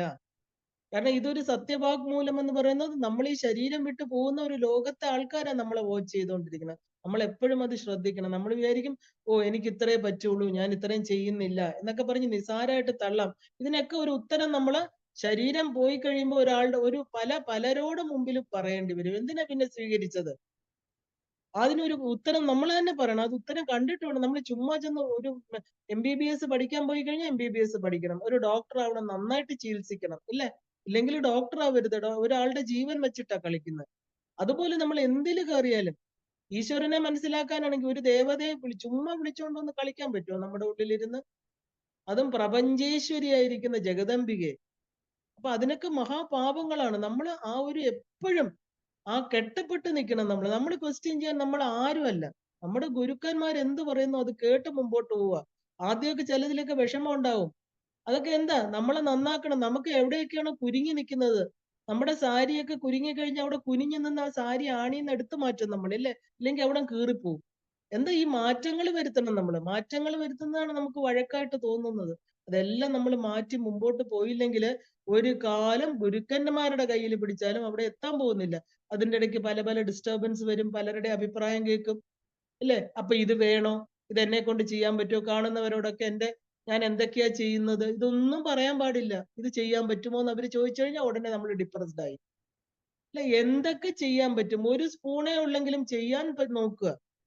അത് എത്തുവോ എത്തൂല എന്നുള്ളതല്ല, നമ്മുടെ ഡെഡിക്കേഷൻ ആണ് അവിടെ. നമുക്ക് പൂർത്തീകരിക്കാൻ പറ്റും, അതൊക്കെ ദേവി നിശ്ചയിക്കട്ടെ. പക്ഷെ നമ്മുടെ ഡെഡിക്കേഷൻ അതാണ് ഏറ്റവും വലുത്. അതാണ് നമുക്ക് ഗുരുപരമ്പര തരുന്നത്. നമുക്ക് ചുമ്മാതെ നമ്മുടെ ആപത്തുകളെയൊക്കെ മാറ്റാൻ ഇരിക്കുന്നവരല്ല ഗുരു. ഇതിലോട്ട് ആ ഒരു പാതാര വിന്ദങ്ങളിൽ ആശ്രയിക്കുക. അതുകൊണ്ട് എടുത്തു പറയുന്നത് നമ്മൾ ആശ്രയിക്കുന്ന ഗുരുനാഥന്മാര്, അല്ലെ? അജ്ഞാനത്തെ നശിപ്പിച്ച് നമുക്ക് സുഖം പ്രദാനം ചെയ്യുന്നു. എന്നിട്ട് എന്താ ചെയ്യുന്നത്? തന്നെ നമിക്കുന്നവരെ ദൂരീകൃതാനമ്ര വിപത്തിതാഭ്യാം. ആ നമ്രം എന്ന് പറഞ്ഞാൽ തന്റെ മുമ്പിൽ എന്നെ സ്വീകരിക്കൂ, എന്നെ ഒന്ന് രക്ഷപ്പെടുത്തൂ എന്ന് പറഞ്ഞു നിൽക്കുന്നവർക്ക് ഈ മന്ത്രം കൊടുക്കുന്നത്.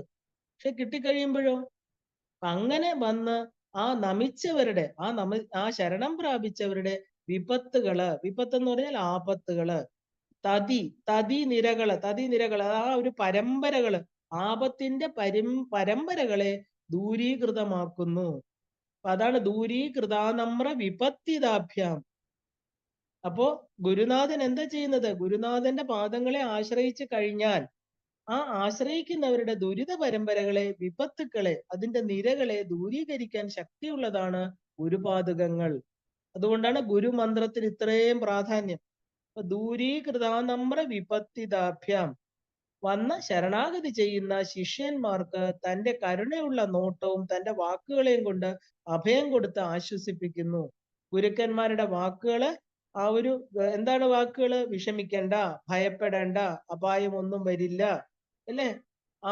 നീ നിനക്ക് നിനക്ക് വിവേകം ഉള്ളത് കൊണ്ട് നീ കൊണ്ടാണ് എന്റെ അടുത്ത് വന്നത്. എനിക്ക് എന്റെ കൂടെ എന്റെ പരമ്പരയുണ്ട്, എന്റെ ഗുരുക്കന്മാരുണ്ട്, അല്ലെ? സംസാര സിന്ധുവിനെ തരണം ചെയ്യാൻ വഴിയുണ്ട്, പേടിക്കണ്ട. ജീവിത ദുഃഖങ്ങളെ മറികടന്ന് പോകാൻ പറ്റും. പൂർവികർ ഏത് മാർഗത്തിലൂടെയാണോ സഞ്ചരിച്ചത്, ആ മറുകര കണ്ടത്, ആ വഴി ഞാൻ നിനക്ക് പറഞ്ഞു തരാം. ധൈര്യമായിട്ടിരിക്കൂ, പേടിക്കണ്ട. അങ്ങനെ തന്റെ ശിഷ്യന് ഒരു സമാധാനം കൊടുത്ത്, വഴിയുണ്ട്, നമുക്കൊരു വഴിയുണ്ടെന്ന് പറയുമ്പോൾ തന്നെ നമുക്ക് ഭയങ്കര സമാധാനമാണ്, ഇല്ലേ?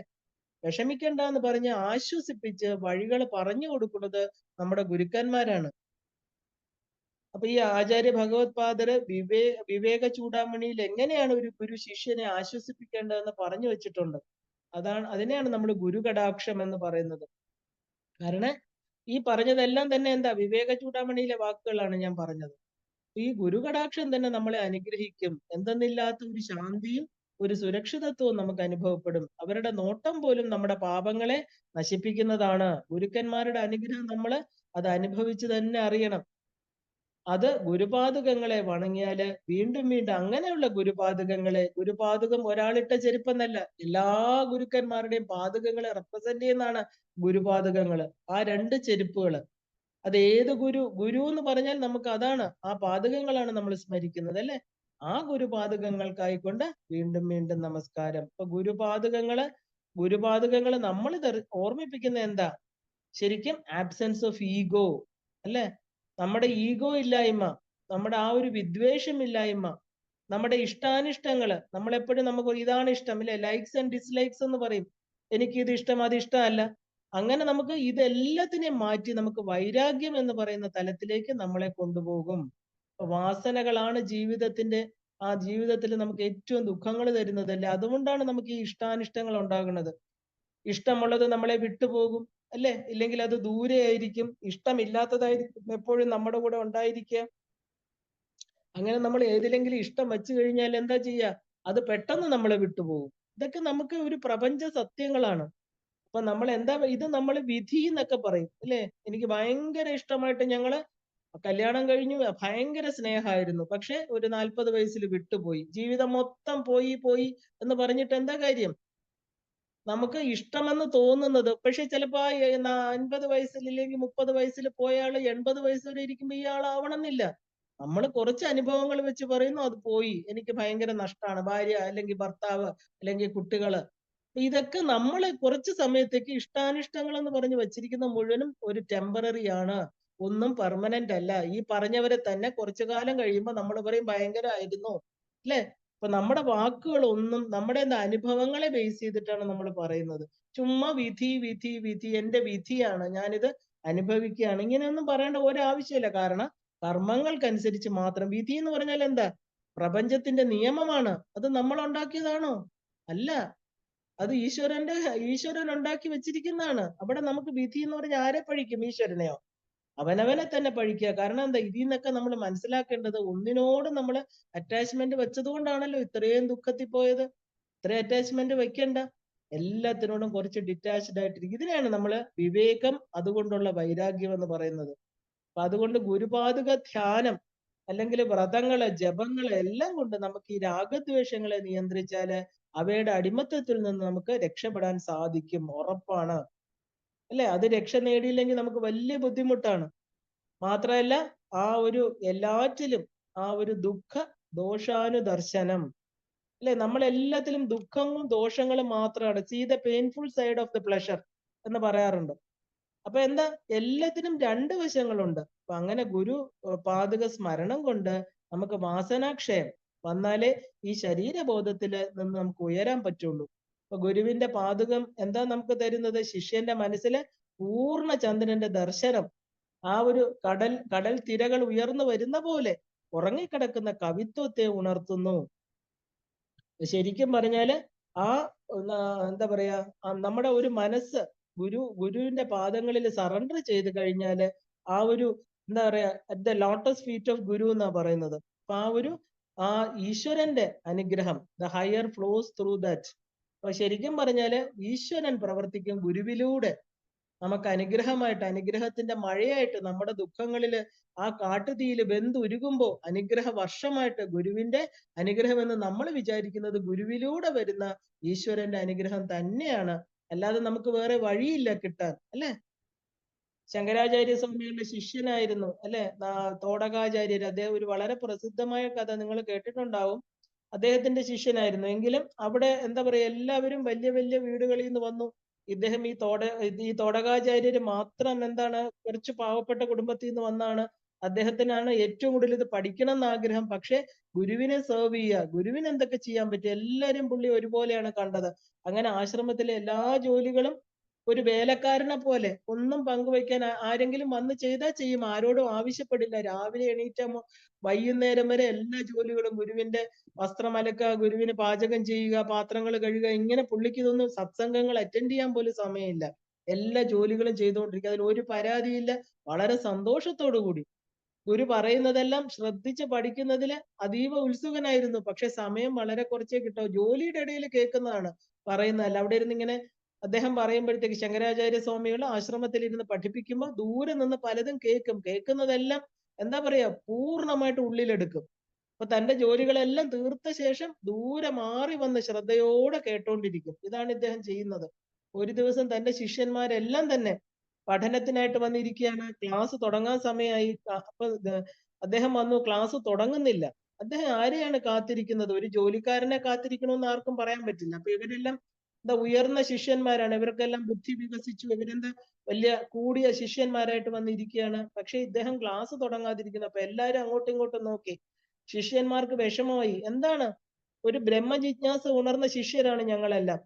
ആ ഇദ്ദേഹം ആരെയാ കാത്തിരിക്കുന്നത്? മനസ്സിലായി, ഇദ്ദേഹം വരാനാണ് കാത്തിരുന്നത്, തോടകാചാര്യർ വരാനാണ് കാത്തിരുന്നതെന്ന് മനസ്സിലായി. ഇവര് കുറച്ച് അങ്ങോട്ടും ഇങ്ങോട്ടും ദേഷ്യത്തോടെ നോക്കുകയാണ്. അവിടുത്തെ ഒരു ജോലിക്കാരൻ, അയാൾ ഇനി എപ്പോ ജോലി തീർന്നിട്ട് വരാനാ?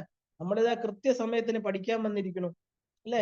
അവിടുത്തെ ഒരു വേലക്കാരന് വേണ്ടി പാത്രങ്ങൾ കഴുകണു, ജോലി ചെയ്യണു, തുണി അലക്കണു, ഭക്ഷണം പാകം ചെയ്യുന്നു. ഇയാൾക്ക് വേണ്ടിയാണോ ഗുരു കാത്തിരിക്കുന്നത് ഓർത്തപ്പോ ഇവർക്ക് ഭയങ്കരമായിട്ട് ഈഗോ, അല്ലെ, ഭയങ്കര ദേഷ്യം വന്നു, പുച്ഛം തോന്നി. എന്താണ് ഈ ഗുരു ഇങ്ങനെയൊക്കെ കാണിക്കുന്ന ഒരു പാവപ്പെട്ട ഒരു മനുഷ്യൻ? ശങ്കരാചാര്യ സ്വാമിക്ക് ഇതെല്ലാം മനസ്സിലായി. അദ്ദേഹം ഒന്നും മിണ്ടിയില്ല. അദ്ദേഹം എന്ത് ചെയ്തു? അദ്ദേഹത്തെ വിളിച്ചു. എന്താ പറയാ, ജോലി നിർത്തു, വരൂ എന്ന് പറഞ്ഞു. അന്നത്തെ ക്ലാസ് എടുക്കാൻ, ഒരു കാര്യം ചെയ്യ, ഇന്ന് ഞാനല്ല ക്ലാസ് എടുക്കുന്നത്, നീയാണ്. അദ്ദേഹം എന്താ പറയാ, പെട്ടെന്ന് ഞെട്ടിപ്പോയി. എന്തോ ജോലി പെട്ടെന്ന് ഓടിച്ചെന്ന് കൈയും കാലും മുഖമൊക്കെ കഴുകി നല്ല വൃത്തിയുള്ള ഒരു വസ്ത്രം ധരിച്ചു. തന്റെ ഗുരുനാഥൻ തന്നെ വിളിച്ചിരിക്കാൻ വേറെ ഒന്നും നോക്കിയില്ല. കാരണം അദ്ദേഹം ഓൾറെഡി എല്ലാം സറണ്ടർ ചെയ്തിരുന്നു. അദ്ദേഹത്തിന് ഗുരുവാണ് എല്ലാം. ആ ടോട്ടൽ സറണ്ടർ, ആ പൂർണ്ണ ശരണാഗതനായിരിക്കുന്ന അദ്ദേഹത്തിന് വേറെ ആരുടെയും കാര്യങ്ങൾ അദ്ദേഹം ചിന്തിക്കുന്ന പോലുമില്ല. എല്ലാം ഗുരുവാണ്. പറഞ്ഞു, ഇന്ന് നീ ക്ലാസ് എടുക്കണമെന്ന് പറഞ്ഞു. അത്രയും മാത്രമേ അദ്ദേഹം കേട്ടുള്ളൂ. ഓടിച്ചെന്ന് വൃത്തിയായിട്ട്, അല്ലേ, എന്നിട്ട് ഗുരുവിന് ദീർഘദണ്ഡ നമസ്കാരം, അനുഗ്രഹം വാങ്ങിച്ചു. അദ്ദേഹം ക്ലാസ്സിനായിട്ട് കണ്ണടച്ചിരുന്നു. ആ ഗുരുവിന്റെ നിർദ്ദേശം അനുസരിച്ച് ഗുരുനാഥനെ പുകഴ്ത്തിക്കൊണ്ട് പാടാൻ തുടങ്ങി. അപ്പൊ തോടകം എന്ന് പറയുന്ന മീറ്ററിലാണ് ആ സ്തുതി. അങ്ങനെയാണ് ഇന്ന് നമ്മൾ പഠിക്കുന്ന തോടകാഷ്ടകം എന്ന് പറയപ്പെടുന്ന മനോഹരമായിരിക്കുന്ന 8 ശ്ലോകങ്ങള്. അത് വെറും വരികളല്ല. ഒരിക്കലും തന്റെ ശരണാഗതി ചെയ്ത ഇദ്ദേഹത്തിന്റെ ഉള്ളിലൂടെ ഈശ്വരന്റെ ശക്തിയാണ് അവിടെ പ്രവർത്തിച്ചത്. ഉറങ്ങിക്കിടന്ന അദ്ദേഹത്തിന്റെ കഴിവുകള് ആ ഒരു ഉണർന്നെഴുന്നേറ്റു എന്നാ പറയുന്നത്. അപ്പൊ ഇതിനെയാണ് നമ്മൾ അനുഗ്രഹ ശക്തി എന്ന് പറയുന്നത്. ഗുരുവിന്റെ അനുഗ്രഹം ഉണ്ടെങ്കിൽ അവിടെ പ്രവർത്തിക്കുന്നത് ഈശ്വരനാണ്. ഗുരു വെറുതെ ഇരുന്നാ മതി. ഇദ്ദേഹം പറഞ്ഞ ആ 8 ശ്ലോകങ്ങൾ ഇന്നും ചിന്മയ മിഷൻകാര് വളരെ ഉയർന്ന തലത്തിൽ തോടകാഷ്ടകം എന്ന് പറഞ്ഞ് അവർ ജപിച്ചിട്ടാണ് അവർ ബാക്കിയുള്ള ഇതിലോട്ട് പോകുന്നത്. വളരെ വിശേഷപ്പെട്ട 8 ശ്ലോകങ്ങളാണ്. അതാണ് കവിത്വപാരാശി നിശാകരാഭ്യാം, വാക്ശക്തി. കാരണം ഇങ്ങനെ വാക്ശക്തിയും എന്താ പറയാ, ശരിക്കും ഈ പറയുന്ന വാക്ശക്തി എന്ന് പറയുന്ന ഒരു ഇൻസ്ട്രുമെന്റ് ആയിട്ട് ഇരുന്നുകൊണ്ട് പറയുകയാണ്, ഗുരുവിന്റെ അനുഗ്രഹം ഉള്ളത് കൊണ്ട്. ആ അവസ്ഥയാണ് ഈശ്വരൻ. ആ ഒരു ഇൻസ്ട്രുമെന്റിലൂടെ ഗുരു പറഞ്ഞ വാക്കുകളെ ഈശ്വരൻ സത്യവാക്കാക്കി കൊടുക്കുകയാണ്. അല്ലാതെ അവർക്ക് ഇത് അറിഞ്ഞിട്ടല്ല. ഇദ്ദേഹത്തിന് ഒന്നും അറിയില്ല. 8 ശ്ലോകങ്ങൾ പറഞ്ഞതിന് ശേഷമാണ് അദ്ദേഹം അതിൽ നിന്ന് ഉണർന്നത് പോലും. തന്റെ ഗുരു പറഞ്ഞു, താൻ ചെയ്യണു. അതുപോലെ ആ ഒരു ഗുരുസ്മരണ കൊണ്ട്, അതുപോലെ തന്നെയാണ് ഗുരുസ്മരണ കൊണ്ട് ദൗർഭാഗ്യദാവാംബുധമാലികാഭ്യാം, ദൗർഭാഗ്യങ്ങളെ എല്ലാം ഇല്ലാതാക്കുന്ന പേമാരിയെ പോലെ ഈശ്വരന്റെ അനുഗ്രഹ വർഷം ഉണ്ടാകുന്നത്. ശങ്കരൻ ചെറിയ കുട്ടിയായിരിക്കുമ്പോ എന്താ പറയാ, ഒരു ഭിക്ഷയ്ക്ക് എല്ലാ വീടുകളിലും ഭിക്ഷുവാണല്ലേ. 6 വയസ്സിൽ തന്നെ അദ്ദേഹം ഭിക്ഷ യാചിക്കാൻ തുടങ്ങി, ചെറിയ കുട്ടിയായിരുന്നപ്പോ തന്നെ. അപ്പോ അങ്ങനെ നമുക്കറിയാം, എന്താ പറയാ, ഒരു ഇല്ലത്ത് ചെല്ലുന്നതും അവിടെ വയസ്സായ അമ്മയ്ക്ക് ദാരിദ്ര്യം അത്രയ്ക്ക് കഠിനമായിരുന്നു. അവിടെ ചെന്ന് ഭിക്ഷാം ദേഹി എന്ന് പറഞ്ഞപ്പോ സൗമ്യനായിരിക്കുന്ന സുന്ദരനായിരിക്കുന്ന ഒരു ഭിക്ഷു വന്ന് നിന്ന് ചോദിക്കുന്നു. അവിടെ നോക്കുമ്പോ ഒന്നുമില്ല, ദാരിദ്ര്യത്തിന്റെ നെല്ലിപ്പടികയിൽ ഇരിക്കുകയാണ് ആ വയസ്സായ അമ്മ. നോക്കുമ്പോ തന്റെ ആ ഭരണിക്കകത്തുണ്ടായിരുന്ന അഴുകിയ ഒരു ചെറിയ നെല്ലിക്ക മാത്രമാണ് ഉണ്ടായിരുന്നത്. ഭിക്ഷു എന്ത് ചെയ്തു, അത് ശങ്കരന് ആ കൊച്ചു കുട്ടിക്ക് കൊണ്ട് കൊടുക്കാം എന്ന് പറഞ്ഞ് വിഷമത്തോടു കൂടി, ഇതെങ്കിലും എനിക്ക് ഉണ്ടല്ലോ, ഇത് കൊടുത്തേക്കാം എന്ന് പറഞ്ഞ് കൊണ്ടുവന്ന് കൊടുക്കുകയാണ്. ഇത് കണ്ടിട്ട് ആ ചെറിയ കുട്ടി മനസ്സലിഞ്ഞ് ഭയങ്കര സങ്കടമായി ആ അമ്മ കൊണ്ടുവന്ന് കൊടുത്തപ്പോ. അവിടെ നിന്നിട്ട് എന്താ, മഹാലക്ഷ്മിയെ സ്തുതിച്ചു അല്ലേ. അവിടെ അമ്മ എന്താണ് ഇങ്ങനെ ഇവർക്ക് ദാരിദ്ര്യം കൊടുത്തതെന്ന് പറഞ്ഞിട്ട് അമ്മ അതിനാണ് നമ്മൾ കനകധാരാ സ്തോത്രം എന്ന് പറയുന്നത്. സ്വർണ്ണ നെല്ലിക്ക വർഷിച്ചു. ആ സ്തോത്രമാണ് കനകധാരാ സ്തോത്രം. കാരണം അത്രയ്ക്ക് വിഷമം തോന്നി ഈ അമ്മയുടെ ദാരിദ്ര്യ സ്ഥിതി കണ്ട്. എന്താണ് നമുക്ക് തോന്നും, ഒരാൾ ദാരിദ്ര്യം അനുഭവിക്കുമ്പോൾ എന്തിനാണോ ഈശ്വരൻ ഇങ്ങനെ ചോദിക്കുന്നത്? അതേ ഒരു കൊച്ചുകുട്ടിയായ ശങ്കരൻ എല്ലാം അറിയാം. എങ്കിൽ പോലും ഈ അമ്മയ്ക്ക് എന്നിട്ടും ഈ ദാരിദ്ര്യത്തിലും കൊടുക്കാനുള്ള മനസ്സ് കണ്ടപ്പോ ഭയങ്കര ദുഃഖം തോന്നി. ദേവിയെ വിളിച്ചു വരുത്തുകയാണ്. അപ്പൊ ഈ ഒരു ലക്ഷ്മി ദേവി പ്രത്യക്ഷപ്പെട്ടു. ഇതിനൊരു വേറൊരു വേർഷൻ കൂടെ ഉണ്ട്, അതാണ് ഞാൻ പറയാൻ വന്നത്. ദേവി വന്നുവെന്നും ദേവിയുടെ അടുത്ത് ശങ്കരൻ ചോദിക്കുകയാണ്, എന്താണ് അമ്മ ഈ പാവപ്പെട്ട അമ്മ, ഇനിയും കഴിഞ്ഞില്ലേ, ഇവരുടെ അനുഭവങ്ങൾ തീർന്നില്ലേ എന്ന് ചോദിക്കുമ്പോൾ ദേവി പറയാണ്, കർമ്മങ്ങളാണ് അനുഭവിക്കുന്നത് മോനെ, എനിക്കൊന്നും ചെയ്യാൻ പറ്റില്ല. അപ്പൊ ശങ്കരൻ പറഞ്ഞു, ആ കൊടിയ ദാരിദ്ര്യത്തിൽ പോലും ഭഗവത് ചരണങ്ങളിൽ അർപ്പിച്ചു അല്ലേ. ഈ അമ്മ തനിക്ക് ഉണ്ടായിരുന്ന ഒരു ചെറിയ നെല്ലിക്ക പോലും ദാനം കൊടുക്കാൻ തയ്യാറായി. ഇവരുടെ എല്ലാ കർമ്മങ്ങളും ഇതോടുകൂടി അമ്മയ്ക്ക് തീർത്തൂടെ അമ്മ അല്ലെ. അമ്മ അവരെ സഹായിക്കണം, സഹായിച്ചേ പറ്റൂ എന്ന് അപേക്ഷിക്കുകയാണ് ശങ്കരൻ ഈ അമ്മയ്ക്ക് വേണ്ടിയിട്ട്. കാരണം ഈ അമ്മ ഇനി എന്താ അനുഭവിക്കാനുള്ളത്? ഇത്രയും ഒറ്റയ്ക്ക് ഒരു ഇല്ലത്തിൽ നടക്കാൻ പോലും വയ്യ, ഒന്നും ഭക്ഷണം കഴിക്കാനില്ല. ഇത്രയും ദാരിദ്ര്യം പൂർവ്വജന്മങ്ങളിൽ ചെയ്ത കർമ്മമാണെന്നാണ് ദേവി പറയുന്നത്. കാരണം പ്രപഞ്ച നിയമം മാറ്റാൻ പറ്റില്ല. അപ്പോ എല്ലാം സറണ്ടർ ചെയ്തിട്ട് ഇപ്പൊ ഞാൻ വന്നിരിക്കുന്ന ഒരു ഭിക്ഷുവായിട്ടുള്ള എനിക്ക് ഈ നെല്ലിക്ക തന്നപ്പോ ഇനി അമ്മ ഇത് ക്ഷമിക്കണം അവരോട്, ദേവിയെ നേരിട്ട് വിളിച്ചു പറയുകയാണ്. അപ്പോ അവിടെ എന്താണ് ശരിയെന്ന് പറഞ്ഞിട്ട് ദേവി എന്താ അപേക്ഷിച്ചത് കൊണ്ടാണ് അവിടെ സ്വർണ്ണ നെല്ലിക്ക വർഷം ഉണ്ടായതെന്ന് പറയപ്പെടുന്നു. അപ്പൊ ദാരിദ്ര്യം, ദുഃഖം എല്ലാം തന്നെ ആ കാർമേഘങ്ങളാണ്. അത് മാറണമെങ്കിൽ എന്ത് വേണം? ഗുരുചരണ സ്മരണയിലൂടെ ഈശ്വരനെ നമ്മൾ അറിയിക്കുക. ആ ഈശ്വരനെ അറിഞ്ഞാലേ പറ്റുള്ളൂ അല്ലെ. അല്ലാതെ ഈശ്വരന്റെ അനുഗ്രഹം ഇല്ലാതെ ഇവിടെ ഒന്നും നടക്കില്ല. അപ്പോൾ ശരിക്കും പറഞ്ഞാല് ഫെയ്ത്ത് എന്ന് പറയുന്നത്, ശരിക്കും പറഞ്ഞ ആ ഫെയ്ത്ത്, നമുക്ക് ആ പൂർണ്ണ വിശ്വാസം, അതിനെ നമുക്ക് സോഴ്സ് ഓഫ് കോൺഫിഡൻസ് എന്ന് പറയുന്നത്. ആ വിശ്വാസമാണ് നമുക്ക് ശക്തി പകരുന്നത്. എന്താ, എനിക്കൊരു ഗുരുവുണ്ട്, ആ ഗുരുവിന്റെ അനുഗ്രഹം എന്നെ രക്ഷിക്കും, ഈ വിശ്വാസം അപ്പൊ ആ ശിഷ്യന്റെ കവചമായിട്ടിരിക്കും. കാരണം നമുക്ക് ഗുരുവിൽ വിശ്വാസം ഇല്ലാത്തതുകൊണ്ടാണ് നമുക്കതൊന്നും തോന്നാത്തത്. അപ്പൊ ഗുരുവിലുള്ള ഫെയ്ത്ത് അല്ല വേണ്ടത്, ശരിക്കും പറഞ്ഞാല് ആ സ്ട്രോങ് കൺവിക്ഷൻ ആണ് വേണ്ടത്. നമുക്ക് ഫെയ്ത്ത് ഇന്ന് വരാം, നാളെ പോവാം, എന്നെ രക്ഷിക്കും, ഉറപ്പാണ്, എന്റെ ഗുരു എന്റെ കൂടെ ഉണ്ട്. പല രീതിയില് എനിക്ക് പല സമയത്ത് സഹായിക്കാൻ വരുന്നവരെല്ലാം എന്റെ ഗുരു അയച്ചവരാണ്. ഞാൻ ചോദിക്കുമ്പോ എനിക്ക് വേണ്ടതെല്ലാം എന്റെ ഗുരു തരുന്നു അല്ലെ. ആ ഗുരു നേരിട്ട്, അദ്ദേഹം ചിലപ്പോൾ ശരീരത്തിൽ ഇല്ലായിരിക്കാം, ഗുരു അനുഗ്രഹം കൊണ്ടാണ് എനിക്കിത് കിട്ടുന്നത്. ഗുരു ഈശ്വരൻ അയക്കുന്നതാണ് ഇവരെ എല്ലാം തന്നെ. നമ്മൾ വിഷമഘട്ടത്തിൽ നിൽക്കുമ്പോൾ പലരും വന്ന് നമ്മളെ സഹായിക്കാറുണ്ട് അല്ലെ. നിന്ന് വിഷമിക്കുമ്പോൾ ഒരു കസേര ഇട്ട് തരുന്നത് പോലും നമുക്ക് സഹായമാണ്. ഇതെല്ലാം ആരുടെ അനുഗ്രഹം കൊണ്ടാ? ആ ഗുരുവിന്റെ അനുഗ്രഹം കൊണ്ടാണ്. അപ്പൊ ആ ഗുരു നമുക്ക് ആ ഒരു സിംഹത്തിന്റെയും പശുവിന്റെയും കഥ നമ്മൾ കണ്ടു അല്ലേ. പശു എന്താ പറഞ്ഞത്? ഞാൻ എത്ര ചെളിയിൽ വീണാലും വൈകുന്നേരം എന്റെ മാസ്റ്റർ വരും, എന്റെ ഉടമസ്ഥൻ വരും എന്നെ അന്വേഷിച്ച്. സിംഹം പറഞ്ഞു, എനിക്ക് ശരീരബലമുണ്ട്, ഞാൻ കേറിപ്പോകാന്ന്. ആ സിംഹം എന്തായി? ആ ചെളിയിൽ താണ് അതിൽ വീണ് മരിച്ചു. പശുവിനെ കൊണ്ടുപോകാൻ ആര് വന്നു? സ്വന്തം മാസ്റ്റർ വന്നു വൈകുന്നേരം ഇല്ലേ, അതിനെ രക്ഷപ്പെടുത്തി. അപ്പൊ മാസ്റ്റർ എന്ന് പറഞ്ഞാൽ എന്താ? രക്ഷിക്കുന്ന ആൾ അല്ലെ. ആ ഒരു പൂർണ്ണ ഫെയ്ത്ത്. ഇവിടെ ശരിക്കും പറഞ്ഞാൽ ഗുരുവിന്റെ അടുത്ത് നമുക്ക് ഫെയ്ത്ത് അല്ല വേണ്ടത്, ആ ഒരു കൺവിക്ഷൻ. വിവേകാനന്ദ സ്വാമികൾ പറയും അല്ലെ, വിവേകാനന്ദ സ്വാമികളുടെ വാക്കുകൾ എന്താണ്? Struggle was the motto for my last 10 years and it will be my motto for the next 20 years. എന്താണത്? അപ്പൊ ഒരു സ്പിരിച്വൽ സീക്കറിന് അവന്റെ കംഫർട്ട് സോണിൽ ഒന്നും നടക്കില്ല. കാരണം ഞാൻ 10 വർഷമായിരുന്നു എന്റെ ടാർഗറ്റ്, ഇപ്പൊ അത് 20 വർഷമാണ്. കാരണം നമുക്ക് നെഗറ്റീവ് സർക്കംസ്റ്റൻസസ് ഒരുപാട് വരാം ജീവിതത്തിൽ. അപ്പൊ അതിനെതിരെ പൊരുതിയില്ലെങ്കിൽ എങ്ങനെ നമുക്ക് ഉള്ളിലുള്ള വാസനകളെ അല്ലെങ്കിൽ ഈ രാഗദ്വേഷങ്ങളെ ഇല്ലാതാക്കാൻ സാധിക്കും? നമുക്ക് തടസ്സങ്ങൾ വരുന്ന എന്തിനാ? നമ്മളെ വീണ്ടും തേച്ച് തേച്ച് തേച്ച് മിനുക്കാനാണ് ഇല്ലേ? അതിൽ നമ്മൾ എങ്ങനെ പ്രതികരിക്കുന്നു? എന്തിന്റെ കൂടെ നിൽക്കുന്നു? അപ്പൊ രാഗദ്വേഷങ്ങളെല്ലാം ഇല്ലാതാക്കി ആ സത്യത്തെ അറിയാൻ സാധിക്കുന്നത് ആരാ? ഗുരുവിന്റെ അനുഗ്രഹമാണ്. തടസ്സങ്ങൾ വരും, ദുഃഖങ്ങൾ വരും, ഇല്ലേ? അതൊക്കെ നമുക്ക് എന്താ ഈ പ്രപഞ്ചത്തിന്റെ നിയമങ്ങളാണ്. ഇതെല്ലാം നേരിട്ട് മുന്നോട്ട് സഞ്ചരിക്കുമ്പോൾ നമ്മൾ അറിയാതെ നമ്മുടെ പാപ കർമ്മങ്ങളാണ് അവിടെ കർമ്മക്ഷയം വരുന്ന എങ്ങനെയാ? അനുഭവിക്കാതെ പോവില്ലല്ലോ. അത് നമുക്ക് വളരെ ചെറുതായിട്ട് അനുഭവിക്കാൻ പറ്റും. അത് വലുതായിട്ട് നമ്മളെ താത്തിക്കളയില്ല. നമുക്കത് കടന്നു പോകാൻ സാധിക്കും. അപ്പൊ ഈ അനുഭവങ്ങളെല്ലാം തന്നെ നമുക്ക് ഈ ജന്മത്തിൽ ലാസ്റ്റ് മിനിറ്റ് വരെ വന്നുകൊണ്ടേയിരിക്കും. സുഖദുഃഖങ്ങൾ മാറി മാറി വരും, ദുഃഖങ്ങൾ വരും, തടസ്സങ്ങൾ വരും. അപ്പോഴെന്ത് വേണം? നമ്മളത് ഫേസ് ചെയ്ത് നമുക്ക് മുമ്പോട്ട് പോകാൻ പറ്റണം. അപ്പോഴേ നമ്മുടെ പാപങ്ങൾ ക്ഷയിക്കുള്ളൂ. നമ്മൾ ചെയ്ത പാപങ്ങളാണ് ദുഃഖങ്ങളും തടസ്സങ്ങളുമായിട്ട് നമ്മുടെ മുമ്പിൽ വരുന്നത്. ദൂരീകൃതാ നമ്മുടെ വിപത്തിദാഭ്യാം, അല്ലെ? What ever comes in the way, എന്താ പറയാ, ഫേസ് ഇറ്റ് ഗ്രേസ്ഫുള്ളി. അതിനെ നമ്മൾ ഫേസ് ചെയ്യണം സന്തോഷത്തോടെ. ആ വിനയ സമ്പത്തി, കാരണം ശരിക്കും പറഞ്ഞാൽ കാരണം വിനയത്തിലൂടെ നമുക്ക് വിദ്യ നേടാൻ സാധിക്കുള്ളൂ. അല്ലാതെ അതിന് കുറെ ഒച്ച വെച്ചിട്ടോ ബഹളം വെച്ചിട്ടോ ബാക്കിയുള്ളവരോട് വഴക്കിട്ടിട്ടോ കാര്യമില്ല. എല്ലാം അക്സെപ്റ്റ് ചെയ്യുക, ഇതെന്റെ കർമ്മമാണ്, വന്നോട്ടെ, അല്ലെ, അനുഭവിച്ച് തീരട്ടെ. വലിയ കൊടുങ്കാറ്റില് തലയുയർത്തി നിൽക്കുന്ന കൂറ്റൻ വൃക്ഷങ്ങൾ എന്താ ചെയ്യുന്നത്? വലിയ കൊടുങ്കാറ്റ് വരുമ്പോ അത് കടപുഴുകി വീഴും, അല്ലെ? എന്നാ ഒരു ചെറിയ പുൽക്കൊടിയാണെങ്കിലോ ഭൂമിയിൽ ചേർന്ന് പറ്റി കിടന്നിട്ട് എന്താ, മഴയെല്ലാം പോകുമ്പോ അത് വീണ്ടും ഉയർന്ന് നേരെ നിൽക്കും. അതാണ് പ്രകൃതി നമുക്ക് തരുന്ന ജ്ഞാനം. നമ്മള് എന്താ പറയുക, നെഗറ്റീവ് സർക്കംസ്റ്റൻസ് വരുമ്പോ വെറുതെ ഭൂമിയുമായിട്ട് ചേർന്ന് ആരോടും കയർക്കാൻ പോണ്ട, ഞാൻ അഹങ്കാരത്തോടു കൂടി വഴക്കിന് പോണ്ട, നമ്മൾ ആരെയും ക്വസ്റ്റ്യനും ചെയ്യണ്ട, മിണ്ടാതെ ഇല്ലേ ദേവിയുടെ പാദത്തിൽ വെച്ച് വെറുതെ ഇരിക്കുക. ഈ കാറ്റും കോളും ഒക്കെ കുറച്ചു സമയം കഴിയുമ്പോൾ എന്താ നീങ്ങിപ്പോവും. ആകാശത്ത് എന്താ പറയാ നല്ല വെളിച്ചം വരും. അപ്പൊ നമുക്ക് വീണ്ടും നേരെ നിൽക്കാം. ഇത് കുറച്ച് സമയത്തേക്കാണ്.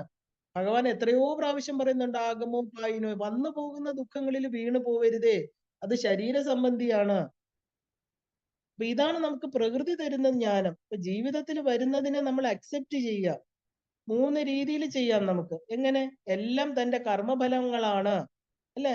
ഇപ്പൊ ലോ ആൻഡ് കോസ് ഇഫക്റ്റ് വന്നല്ലേ പറ്റുള്ളൂ. ഒന്നും യാദൃച്ഛികമല്ല. ഉണ്ടായതിനെല്ലാം ഒരു അവസാനമുണ്ട്. എന്തുണ്ടാവണോ അതിന്റെ ഫലം നമുക്ക് അനുഭവിക്കണം, ഇല്ലേ? അതിനാണ് കോസ് ആൻഡ് ഇഫക്റ്റ് എന്ന് പറയുന്നത്. കാരണ കാര്യബന്ധം. എന്താ വേണ്ടത്? അക്സെപ്റ്റ്. അതിനെ അക്സെപ്റ്റ് ചെയ്യുക. ശരിക്കും വേണം അക്സെപ്റ്റ് വിത്ത് ഹ്യൂമിലിറ്റി. കാരണം ഇതെനിക്ക് വന്നു ചേരുന്നു, ഇതെനിക്ക് എന്റെ പൂർവ്വജന്മ കർമ്മം, ഞാൻ അക്സെപ്റ്റ് ചെയ്യുന്നു. അത് സ്വീകരിച്ച് അനുഭവിച്ചു പോട്ടെ. അതിൽ നിന്നൊന്നും നമുക്ക് രക്ഷപ്പെടാൻ പറ്റില്ല. കാരണം നമ്മൾ തന്നെ ഉണ്ടാക്കിയ കർമ്മങ്ങളാണ്. അത് സ്വീകരിച്ച് അനുഭവിക്കുന്നത് പ്രസന്റ് കർമ്മം. ഇപ്പൊ നമ്മൾ അനുഭവിച്ചുകൊണ്ടിരിക്കുന്നത് എന്താ? പൂർവ്വജന്മങ്ങളുടെ ഫലം. അപ്പൊ ചെയ്ത പുണ്യമാണ് നമുക്ക് ഇതൊക്കെ അറിയാൻ സാധിക്കുന്നത്, അല്ലേ? അപ്പൊ എന്താ ശരിക്കും പറഞ്ഞാല് നമുക്ക് ചിന്മയാനന്ദ സ്വാമികളുടെ വാക്കാണ്, I can make A glorious future. എനിക്ക് നല്ലൊരു ഭാവി ഉണ്ടാക്കാൻ പറ്റും ഇതൊക്കെ അറിഞ്ഞു കഴിഞ്ഞാൽ. ആവശ്യമില്ലാതെ ആരോടും വഴക്കൂടാൻ പോണ്ട.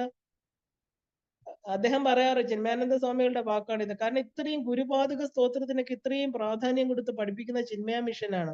വേറെ ഒരിടത്തും ഞാൻ കേട്ടിട്ടില്ല. ഇത്രയും നന്നായിട്ട് അദ്ദേഹം പറയാറുണ്ട്. What you meet is your fate, how you meet is your free will. നിങ്ങൾ അനുഭവിക്കുന്ന എന്താ നിങ്ങളുടെ ഫേറ്റ് ആണ്. ഇനി അതിനെ എങ്ങനെ നിങ്ങൾ ഫേസ് ചെയ്യുന്നു അത് നിങ്ങളുടെ ഫ്രീ വില്ലാണ്. വേണമെങ്കിൽ കുറെ കിടന്ന് ബഹളം വെക്കാം, ഇല്ലെങ്കിൽ ശാന്തമായിട്ടിരുന്ന് വരട്ടെ, സാരമില്ല, ഞാൻ അനുഭവിക്കാം. ഇതിൽ ഏത് വേണമെന്ന് നമ്മുടെ ചോയ്സ് ആണ്. അപ്പൊ ഏത് സംഭവമാണെങ്കിലും ഒരു കാരണമുണ്ട്. ആ വിധിച്ചത് മാത്രമേ വന്നു ചേരുള്ളൂ. അപ്പൊ ഈശ്വരന് എല്ലാം അറിയാം. അപ്പൊ ആ വിനയത്തോടെ എല്ലാം സ്വീകരിക്കുക, ഈശ്വരനെ കുറ്റപ്പെടുത്താതിരിക്കുക. അറിവ്, ജ്ഞാനം എന്ന എന്താണ്? അത് വന്നതെല്ലാം തന്നെ കഴിഞ്ഞു പോകും, ഒന്നും സ്ഥിരമല്ല, അല്ലെ? നമ്മുടെ ജീവിതത്തിൽ എന്താണ് നമ്മൾ ഈ പ്രപഞ്ചത്തിൽ കാണുന്ന? പകല് തുടരുന്നുണ്ടോ? പകല് സന്ധ്യയാവുമ്പോ കഴിഞ്ഞു, രാത്രി വന്നു. രാത്രി പെർമനന്റ് ആയിട്ടുണ്ടോ? ഇല്ല, നേരം വെളുത്തു. ഇത് പ്രകൃതി നിയമമാണ്. ഒരു സുഖമുണ്ടോ, ഒരു ദുഃഖമുണ്ടോ, ചൂടുണ്ടോ, തണുപ്പുണ്ട്, ഉയർച്ചയുണ്ടോ, താഴ്ചയുണ്ട്, അല്ലെ? നന്മയുണ്ടോ, തിന്മയുണ്ട്. ഇതെല്ലാം ഇങ്ങനെ ചേർന്ന് നിൽക്കുന്നു, പോസിറ്റീവ് ആൻഡ് നെഗറ്റീവ്. ഇതാണ് ജീവിതം. അപ്പൊ എന്ത് വേണം? ആ അറിവ്, ജ്ഞാനം, ഇത് നമ്മൾ മനസ്സിലാക്കിക്കൊള്ളണം. ഇത് വന്നു പോകുന്നതാണെന്ന്, സദ്ഗുരുവിന്റെ ആ ഒരു സംരക്ഷണത്തിലുള്ള ഒരു ശിഷ്യൻ ആ പാദപത്മത്തിലിരുന്ന് ഈ സത്യങ്ങളെ മനസ്സിലാക്കി പുറത്തുള്ളതിനെ ഒന്നും എന്താ പറയാ പഴിക്കാതെ അവനവന്റെ ജീവിതത്തെ അവനവൻ നേരിട്ട് വിജയമാക്കി തീർക്കാം. എങ്ങനെയാ ആകാശഗംഗ തന്റെ തടസ്സങ്ങളെ മാറ്റിയത്, ലക്ഷ്യസ്ഥാനത്തെത്തിയത്? ആ ഒരു സഗരൻ എന്ന് പറയുന്ന ആള് തപസ് ചെയ്തു അല്ലെ? അത്രയും ഇന്റൻസീവായിട്ട് ആകാശഗംഗ എന്താ പറഞ്ഞ, താഴോട്ട് ഭൂമിയിൽ വരില്ല എന്നാ പറഞ്ഞത്. അപ്പോ ആ ഒരു ദ ഹയർ ഗോൾ, ഒരു വലിയ ഒരു തന്റെ പിതൃക്കൾക്ക് മോക്ഷം കൊടുക്കണം എന്ന് പറഞ്ഞിട്ട് ഒറ്റക്കാലില് തപസ് ചെയ്തു ഇല്ലേ? ആ ഒരു എന്ത് ഒബ്സ്ട്രക്ഷൻ വന്നാലും ഞാൻ ഇവിടെ ഭൂമിയിൽ വന്ന എന്താ ഗംഗ വെച്ചത്? എന്നെ താങ്ങാൻ കഴിവുള്ള ഒരാൾ വരണം. അതിനൊരാൾ വന്നു ഇല്ലേ? കാരണം അത്രയും വിൽ പവറാണ്. തന്റെ ആ ഒരു പിതൃക്കൾക്ക് മോക്ഷം കൊടുക്കണം എന്നുള്ള ആ ഒരു എന്താ പറയുക തീരുമാനം. അതിനുവേണ്ടി തപസ് ചെയ്തു. ഗംഗ എന്ത് ചെയ്തു? ആ മോളിൽ നിന്ന് താഴോട്ട് കുത്തൊഴുക്കായിട്ട് താഴോട്ട് പതിച്ചു. അതിന് താങ്ങാനായിട്ട് സാക്ഷാൽ മഹാദേവൻ തന്റെ ജട അഴിച്ചിട്ടു അല്ലെ? ഗംഗയെ നിസാരമായിട്ട് ഒരു ചെറിയ തടാകം പോലെ തന്റെ ജടയിൽ വെച്ച് കെട്ടി. അപ്പൊ അവിടുന്ന് എന്താ പറയാ, അവിടുന്ന് ഒരു ചെറിയ ചാല് പോലെ ഭഗവാന്റെ ആ ഒരു ജടയിൽ നിന്ന് ഒരു ചെറിയ ചാല് പോലെ ആ ദേവഗംഗ ഭൂമിയിൽ വന്നു. ഭൂമിയിൽ വന്നാലോ ആ ഒരുപാട് തടസ്സങ്ങൾ ഗംഗയ്ക്കുണ്ടായി. ആ ഗംഗയുടെ കഥ എപ്പോഴും പറയാറുണ്ട്. കാരണം തടസ്സങ്ങളെ അതിജീവിച്ചുകൊണ്ട് പോവുക. അപ്പൊ നമ്മുടെ ഒരു ലക്ഷ്യത്തെ, നമുക്കൊരു ഹയർ ഗോൾ ആണ് ഉണ്ടെങ്കിൽ നമുക്ക് അത്രയും greater will be the obstruction. നമ്മുടെ എത്രത്തോളം ഉയർന്ന ചിന്ത വരുന്നോ, എത്രത്തോളം നമ്മുടെ ലക്ഷ്യം ഉയർന്നതാണോ, അത്രയും തടസ്സങ്ങൾ ഉണ്ടാകും. അപ്പൊ ആ ലക്ഷ്യത്തെ പ്രാപിക്കണമെങ്കിൽ എന്ത് വേണം? നമ്മൾ ചുമ്മാ ഉണ്ടും ഉറങ്ങിയും സ്വയം കുറ്റപ്പെടുത്തിയും ഞാൻ ഭാഗ്യഹീനനാണ്, എല്ലാവരെയും കണ്ട് ദുഃഖങ്ങൾ പറഞ്ഞ് 10 വീടുകളിൽ അല്ലെങ്കിൽ 10 ആളുകളെ വിളിച്ച് ഞാനൊരു ഭാഗ്യഹീനനാണ് എന്ന് പറഞ്ഞുകൊണ്ടിരുന്നിട്ട് എന്തെങ്കിലും കാര്യമുണ്ടോ? ചോറുണ്ണോ, ഉറങ്ങുക അല്ലെ? ഇതെല്ലാം കഴിഞ്ഞിട്ട് മടി പിടിച്ചല്ലാത്ത സമയം ബാക്കിയുള്ളവരോട് സ്വയം കുറ്റപ്പെടുത്തുക. ഇങ്ങനെ ചെയ്തു കഴിഞ്ഞാൽ എങ്ങനെയാ നമ്മുടെ ഹയർ എയിമിൽ നമുക്ക് എത്താൻ പറ്റുക? പ്രത്യേകിച്ച് ആധ്യാത്മിക വഴിയിൽ. അപ്പൊ ഗംഗാമാതാവിനെ പോലെ നമ്മൾ എന്ത് വേണം? ആ ഹിമാലയത്തിൽ നിന്ന് ബംഗാൾ ഉൾക്കടലിലേക്കുള്ള യാത്രയില് ചെറിയ കല്ലുകൾ മുതൽ വലിയ പർവ്വതം വരെ ആ തടസ്സങ്ങളെ എല്ലാം മാറ്റിക്കൊണ്ട് അഹങ്കാരം പോയി. മഹാദേവന്റെ ജടയിൽ പതിച്ചോടുകൂടി അഹങ്കാരം ഇല്ലാതായി അല്ലെ? അപ്പൊ എന്താ തന്റെ ലക്ഷ്യം? എന്താണ്? ലയിക്കുക, സമുദ്രത്തിൽ ലയിക്കുക. ആ ഒരു യാത്രയിൽ എന്താ എല്ലാത്തിനെയും ചെറിയ കല്ലുകൾ മുതൽ പർവ്വതം വരെ പൊടിച്ചുകൊണ്ട് ആ തടസ്സമായിട്ട് ഓരോന്നും ചാടിക്കടന്ന്, ഇല്ലെങ്കിൽ വലിയ തടസ്സമാണെങ്കിൽ ഇത് വഴിമാറി ഒഴുകിക്കൊണ്ട് അപ്പോ ആ ഒരു അവസാനം തന്റെ ലക്ഷ്യമായിരിക്കുന്ന സമുദ്രത്തിൽ എത്തുന്നു. അപ്പൊ എന്താ പറയാ, ഇതാണ് നമുക്ക് പ്രകൃതി നമുക്ക് കാണിച്ചു തരുന്നത്.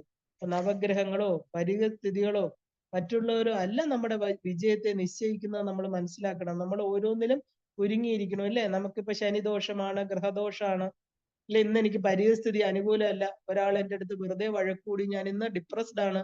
നമുക്ക് ഓരോ മിനിറ്റും നമ്മുടെ ജീവിതത്തിൽ പ്രാധാന്യമുണ്ട്. അപ്പൊ ഇവരാരുമല്ല നമ്മുടെ ജീവിത വിജയത്തെ നിശ്ചയിക്കുന്നത്. ആരാ? നമ്മുടെ ഉള്ളിലിരിക്കുന്ന ഇച്ഛാശക്തിയാണ്. നമുക്ക് ശരിക്കും ഉണ്ടായിരുന്ന ക്വാളിറ്റീസ് എന്തൊക്കെയാ? Humility, adaptability, flexibility. ഇത് മൂന്നാണ് ഒരു സാധകന്റെ കൈമുതൽ എന്ന് പറയുന്നത്. നമ്മൾ ആ ഒരു വിനയത്തോടു കൂടി എന്ത് പരിസ്ഥിതിയോടും ചേർന്നുകൊണ്ട് ഫ്ലെക്സിബിൾ ആയിരിക്കണം. ഏതിനും അനുകൂലമായിട്ട് എങ്ങോട്ട് ഓടിക്കാമോ അങ്ങോട്ട് നമ്മൾ ചായുക. എന്താണ് എന്റെ ലക്ഷ്യം? അത് നമ്മൾ നേടുക. ഈ കൈമുതലോ ഈ ഗുണങ്ങൾ ഉണ്ടെങ്കിൽ മാത്രമേ നമുക്ക് പോകാൻ പറ്റുള്ളൂ മുമ്പോട്ട്. കാരണം ആ ഒരു ഇൻസിസ്റ്റൻസ് എന്നത് ശരിക്കും ആ നിർബന്ധമുത്തി. ഇപ്പൊ ഒന്നിലും നമ്മൾ റെസിസ്റ്റ് ചെയ്യാതിരിക്കുക, നമ്മൾ അതിൽ ഉറച്ചു നിൽക്കുക. എനിക്ക് എന്തുകൊണ്ടാണ് ഇങ്ങനെ വന്നത്? ഇത് ദുഃഖമാണ് നമുക്ക് തരുന്നത്. കാരണം ഇങ്ങനെ നമ്മളെ തന്നെ ഇല്ലേ, ഉത്തരേതാത്മനാത്മാനം എന്ന് പറഞ്ഞിട്ട് നമ്മളെ തന്നെ താഴ്ത്തിക്കൊണ്ടിരുന്ന എന്താ ചെയ്യാൻ പറ്റുക? നമുക്ക് വീണ്ടും വീണ്ടും ദുഃഖം വരും. അപ്പൊ ആ സന്തോഷത്തിന്റെ ഫോർമുല എന്താണെന്ന് ചോദിച്ചാല് എന്താണ്? ശരിക്കും പറഞ്ഞ അക്സെപ്റ്റൻസ് ആണ് അല്ലെ? ആ അക്സെപ്റ്റൻസ് ആൻഡ് ഇൻഡിപെൻഡൻസ്, ഇതാണ് ഫോർമുല ഓഫ് ഹാപ്പിനെസ് എന്ന്. അതെന്താ ചിന്മയ മിഷന്റെ അവിടെ എന്താ ഈ പല ബുക്കുകളിലും താഴെ എഴുതി വെക്കുന്ന കണ്ടിട്ടുണ്ട്. Acceptance and independence, formula for happiness എന്ന്. അപ്പൊ ഇത് ശരിക്കും പറഞ്ഞാല് accept the life as it is in front of us. നമ്മൾ എങ്ങനെ വരുന്നു അതുപോലെ സ്വീകരിക്കുക. അപ്പൊ ഗുരുപാദുക സ്മരണം ഈ ഗുണങ്ങള് ഒരു സാധകന് കൊടുക്കുകയാണ്. അതുകൊണ്ടാണ് ദൂരീകൃതാനമ്ര വിപത്തിദാഭ്യാം. ശരിക്കും പറഞ്ഞ ദോസ് ഹു സറണ്ടർ ഗ്രേസ്ഫുള്ളി, നന്നായിട്ട് ശരണാഗതി ചെയ്യുന്നവരുടെ ഈഗോ മാറി ആ ജീവഭാവം വിട്ട് ഈശ്വരനുമായിട്ട് ചേരാൻ സാധിക്കും. ശരിക്കും പറഞ്ഞാല് ആ ഒരു നമുക്ക് പ്രോബ്ലം ശരിക്കും you don't have A problem but you are the problem എന്ന് അദ്ദേഹം എപ്പോഴും പറയും. കാരണം നമ്മൾ തന്നെയാ പ്രോബ്ലം. നമുക്കൊരു പ്രോബ്ലം ഉണ്ടെന്ന് നമ്മൾ വെറുതെ പറയുക. നമുക്ക് ആ പ്രോബ്ലം ഇല്ലാതാക്കാം ആ ഈഗോ കളഞ്ഞാല്. ആ ഈഗോ ഞാനെന്നുള്ള ബോധം ഇരിക്കുന്നതുകൊണ്ടാണ് എനിക്ക് പ്രോബ്ലം. ആരാ ഈ ഞാൻ ശരീരമല്ല ബുദ്ധിയല്ല എന്ന് വെച്ചാൽ ഈ പ്രോബ്ലം അതോടുകൂടി കഴിഞ്ഞു ഇല്ലേ? ശരീരം പോകുന്നതോടുകൂടി പ്രോബ്ലം കഴിഞ്ഞു. അപ്പൊ നമ്മുടെ ഈഗോയാണ് നമുക്ക് പ്രോബ്ലം ഉണ്ട്, നിനക്ക് ബുദ്ധിമുട്ടുണ്ടെന്ന് നമ്മളെ പറഞ്ഞ് ബോധിപ്പിക്കുന്നത്. അപ്പൊ ഈ പാതകങ്ങൾ നമ്മളൊക്കെ എന്താ സഹായിക്കുന്നത്? ഈ ഈഗോയെ നമുക്ക് ഗുരുപാതകത്തിൽ സമർപ്പിക്കണം. നമ്മളെ സമർപ്പിക്കാൻ സഹായിക്കണു ഗുരു നമ്മളെ, അല്ലെ? നമ്മുടെ ദുഃഖങ്ങൾക്ക് കാരണം നമ്മുടെ ഈ ഔട്ട്വേർഡ് എക്സ്പീരിയൻസസ് ആണ്, ബാഹ്യമായിരിക്കുന്ന അനുഭവങ്ങളാണ്. അതിനെ എങ്ങനെ എടുക്കുന്നു എന്നുള്ളതിനെ ആശ്രയിച്ചിരിക്കും. അപ്പോ നമ്മുടെ ആ ഒരു ശീതോഷ്ണം അല്ലെങ്കിൽ സുഖ ദുഃഖം, ചൂട് തണുപ്പ്, അല്ലെ? സുഖം ദുഃഖം, ഇതെല്ലാം എന്താ? ഇതൊക്കെ നമ്മുടെ ലോകത്ത് സാധാരണയാണ്, വന്നു പോയിക്കൊണ്ടിരിക്കുകയാണ്. ശരിക്കും നമ്മുടെ പ്രപഞ്ചവുമായിട്ട് നമുക്ക് കോണ്ടാക്ട് ഉണ്ടെങ്കിൽ ഇതൊക്കെ ഉറപ്പായിട്ട് വന്നുകൊണ്ടേയിരിക്കും. ഇതിനൊന്നും നമുക്ക് ചൂട് സമയത്ത് ചൂട് വരും, തണുപ്പ് സമയത്ത് തണുപ്പ് വരും, ഇല്ലേ? അപ്പൊ അത് നമുക്ക് മാറ്റാൻ പറ്റില്ല. അപ്പൊ ചെറിയ ചൂട് വന്നാൽ തന്നെ അതിന് കംപ്ലൈന്റ്, ഇല്ലേ? എപ്പോഴും കംപ്ലൈന്റ് സദാ പരാതി പറഞ്ഞുകൊണ്ടിരിക്കുന്നവരെ നമ്മൾ കേട്ടിട്ടുണ്ട്, ഇല്ലേ? തണുപ്പാണെങ്കിലും പരാതി പറയും. അപ്പൊ നമ്മൾ ഈ ഒറ്റ കാര്യം മനസ്സിലാക്കിയാൽ മതി. എന്താ? ആഗമോ പായിനോ അനിത്യാഹ, നത്തിങ് ഈസ് പെർമനന്റ്, അല്ലെ? ഒന്നും പെർമനന്റ് അല്ല, ഇത് വന്നു പോകുന്നതാണ്, അല്ലെ? സഫർ സൈലന്റ്ലി, അതിനെയാണ് നമ്മൾ തിതിക്ഷ എന്ന് പറയുന്നത്. എല്ലാത്തിനും നമ്മൾ സൈലന്റ് ആയിട്ട് സഹിക്കാൻ തയ്യാറാവുക. അല്ലാതെ പരാതി പറഞ്ഞ് കുറച്ച് അടുത്തുള്ളവർക്ക് ചൂടില്ലാതിരിക്കുന്നവർക്ക് കൂടെ നമ്മുടെ ചൂട് കാണുമ്പോൾ അവർക്ക് ചൂടുണ്ടാകും, അല്ലെ? തണുപ്പാണെങ്കിൽ തണുപ്പ്, എല്ലാം മഴയാണെങ്കിൽ അയ്യോ എന്തൊരു മഴ, അതിനെ കുറ്റം പറഞ്ഞുകൊണ്ടിരിക്കുക. ഒരിക്കലും അങ്ങനെ ചെയ്യാൻ പാടില്ല. ആ തിദിക്ഷയോടുകൂടി. കാരണം ഒരു സമുദ്രത്തിൽ വീണ തടിക്കഷ്ണം എങ്ങനെയാ ഒഴുകുന്നത്? അതിലെ തിരമാലകളുടെ ശക്തിക്ക് അനുസരിച്ചാ, അല്ലെ? ഉയർന്നും താഴ്ന്നവേ അതിന് സഞ്ചരിക്കാൻ പറ്റുള്ളൂ, അല്ലാതെ ഒരേപോലെ സഞ്ചരിക്കാൻ പറ്റുമോ? ഒരിക്കലും ഇല്ല. എന്നാൽ അത് തീരത്ത് നിൽക്കുമ്പോൾ തീരത്ത് ഒരു ലൈറ്റ് ഹൗസ് ഉണ്ട്, അല്ലെ? അതെന്താ? ആ ലൈറ്റ് ഹൗസ് വളരെ ഫോംലി റൂട്ടഡ് ആണ്, നല്ലവണ്ണം കുഴിച്ചിട്ടിരിക്കുകയാണ്. അത് എല്ലാവർക്കും പ്രകാശം കൊണ്ട് കൊടുത്തോണ്ടേയിരിക്കണം. അപ്പൊ എല്ലായിടത്തും തിരമാലകൾക്ക് പോലും പ്രകാശം കൊടുത്തുകൊണ്ടാണ് ഈ ലൈറ്റ് ഹൗസ് നിൽക്കുന്നത്. ഈ വിളക്കുമരം, ആ വിളക്കുമരത്തിന്റെ പാദങ്ങളിൽ സദാ തിരകൾ നമസ്കരിക്കുകയാണ്.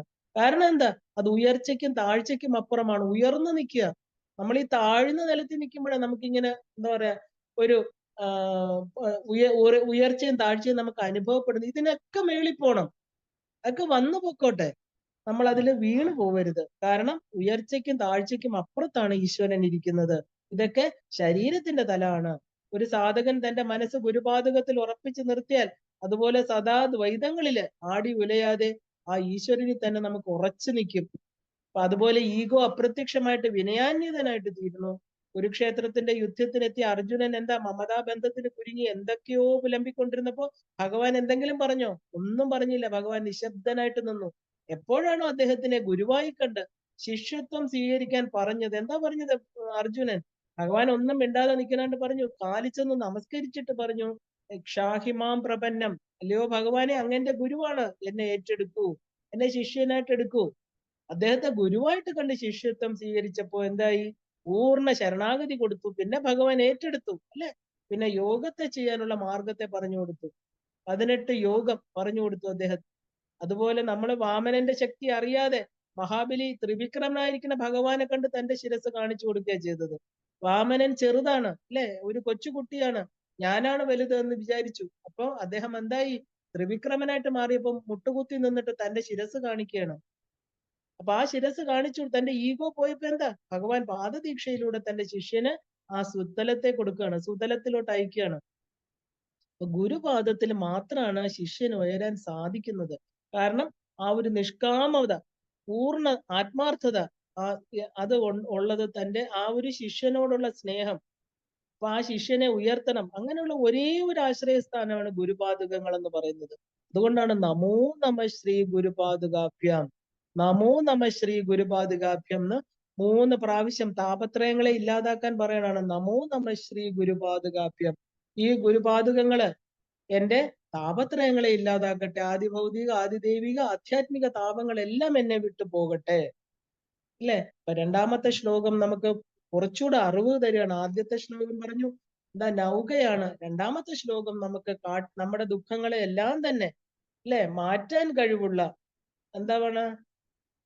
കവിത്വ വാരാശി നിശാകരാഭ്യാം ദൗർഭാഗ്യദാവാം ബുധമാലികാഭ്യാം ദൂരീകൃത നമ്ര വിപത്തിദാഭ്യാം നമോ നമ ശ്രീ ഗുരുപാദുകാഭ്യാം. 3 കാര്യങ്ങള് അല്ലെ, 3 പ്രധാനപ്പെട്ട കവിത്വം തരുന്നു അല്ലെ, ആ ഒരു ദൗർഭാഗ്യത്തെ എല്ലാം ഇല്ലാതാക്കണു. ദൂരീകൃത നമ്ര, ആ നമസ്കരിക്കുന്നവരുടെ എല്ലാ വിപത്തുകളെയും ഇല്ലാതാക്കുന്ന ഗുരുപാദുകങ്ങൾക്കായിക്കൊണ്ട് നമസ്കാരം.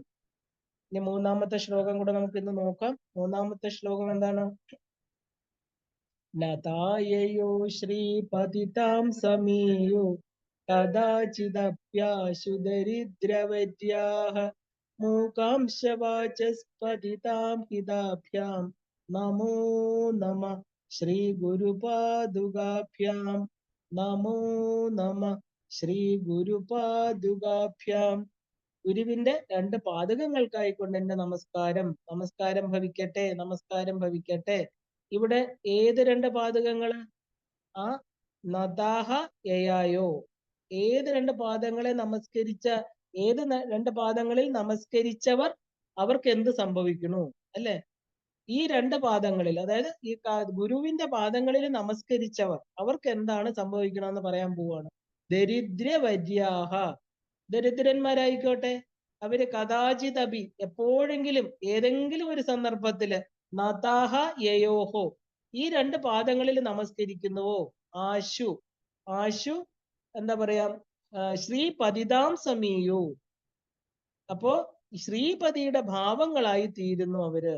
അപ്പൊ ആരൊക്കെയാണോ ഗുരുപാദങ്ങളിൽ നമസ്കരിക്കുന്നത് അവർ ശ്രീപതിയെ പ്രാപിക്കുന്നു. അല്ലെങ്കിൽ ആ നമിക്കുന്നവരെ എല്ലാം ശ്രീപതിയായിട്ട്, സാക്ഷാൽ മഹാവിഷ്ണുവിനെ, ആ ലക്ഷ്മീപതിയുടെ ഭാവത്ത് പ്രാപിക്കും എന്നാണ് പറയുന്നത്. അങ്ങനെ 2 അർത്ഥങ്ങളുണ്ട് ഇത്. ഒന്ന്, ശ്രീപതിയുടെ ആ ഒരു ഭാവങ്ങളായി തീരും. അല്ലെങ്കിൽ ആരൊക്കെയാണോ ഗുരുപാദങ്ങളിൽ നമസ്കരിക്കുന്നത് അവര് ശ്രീപതിയെ പ്രാപിക്കും.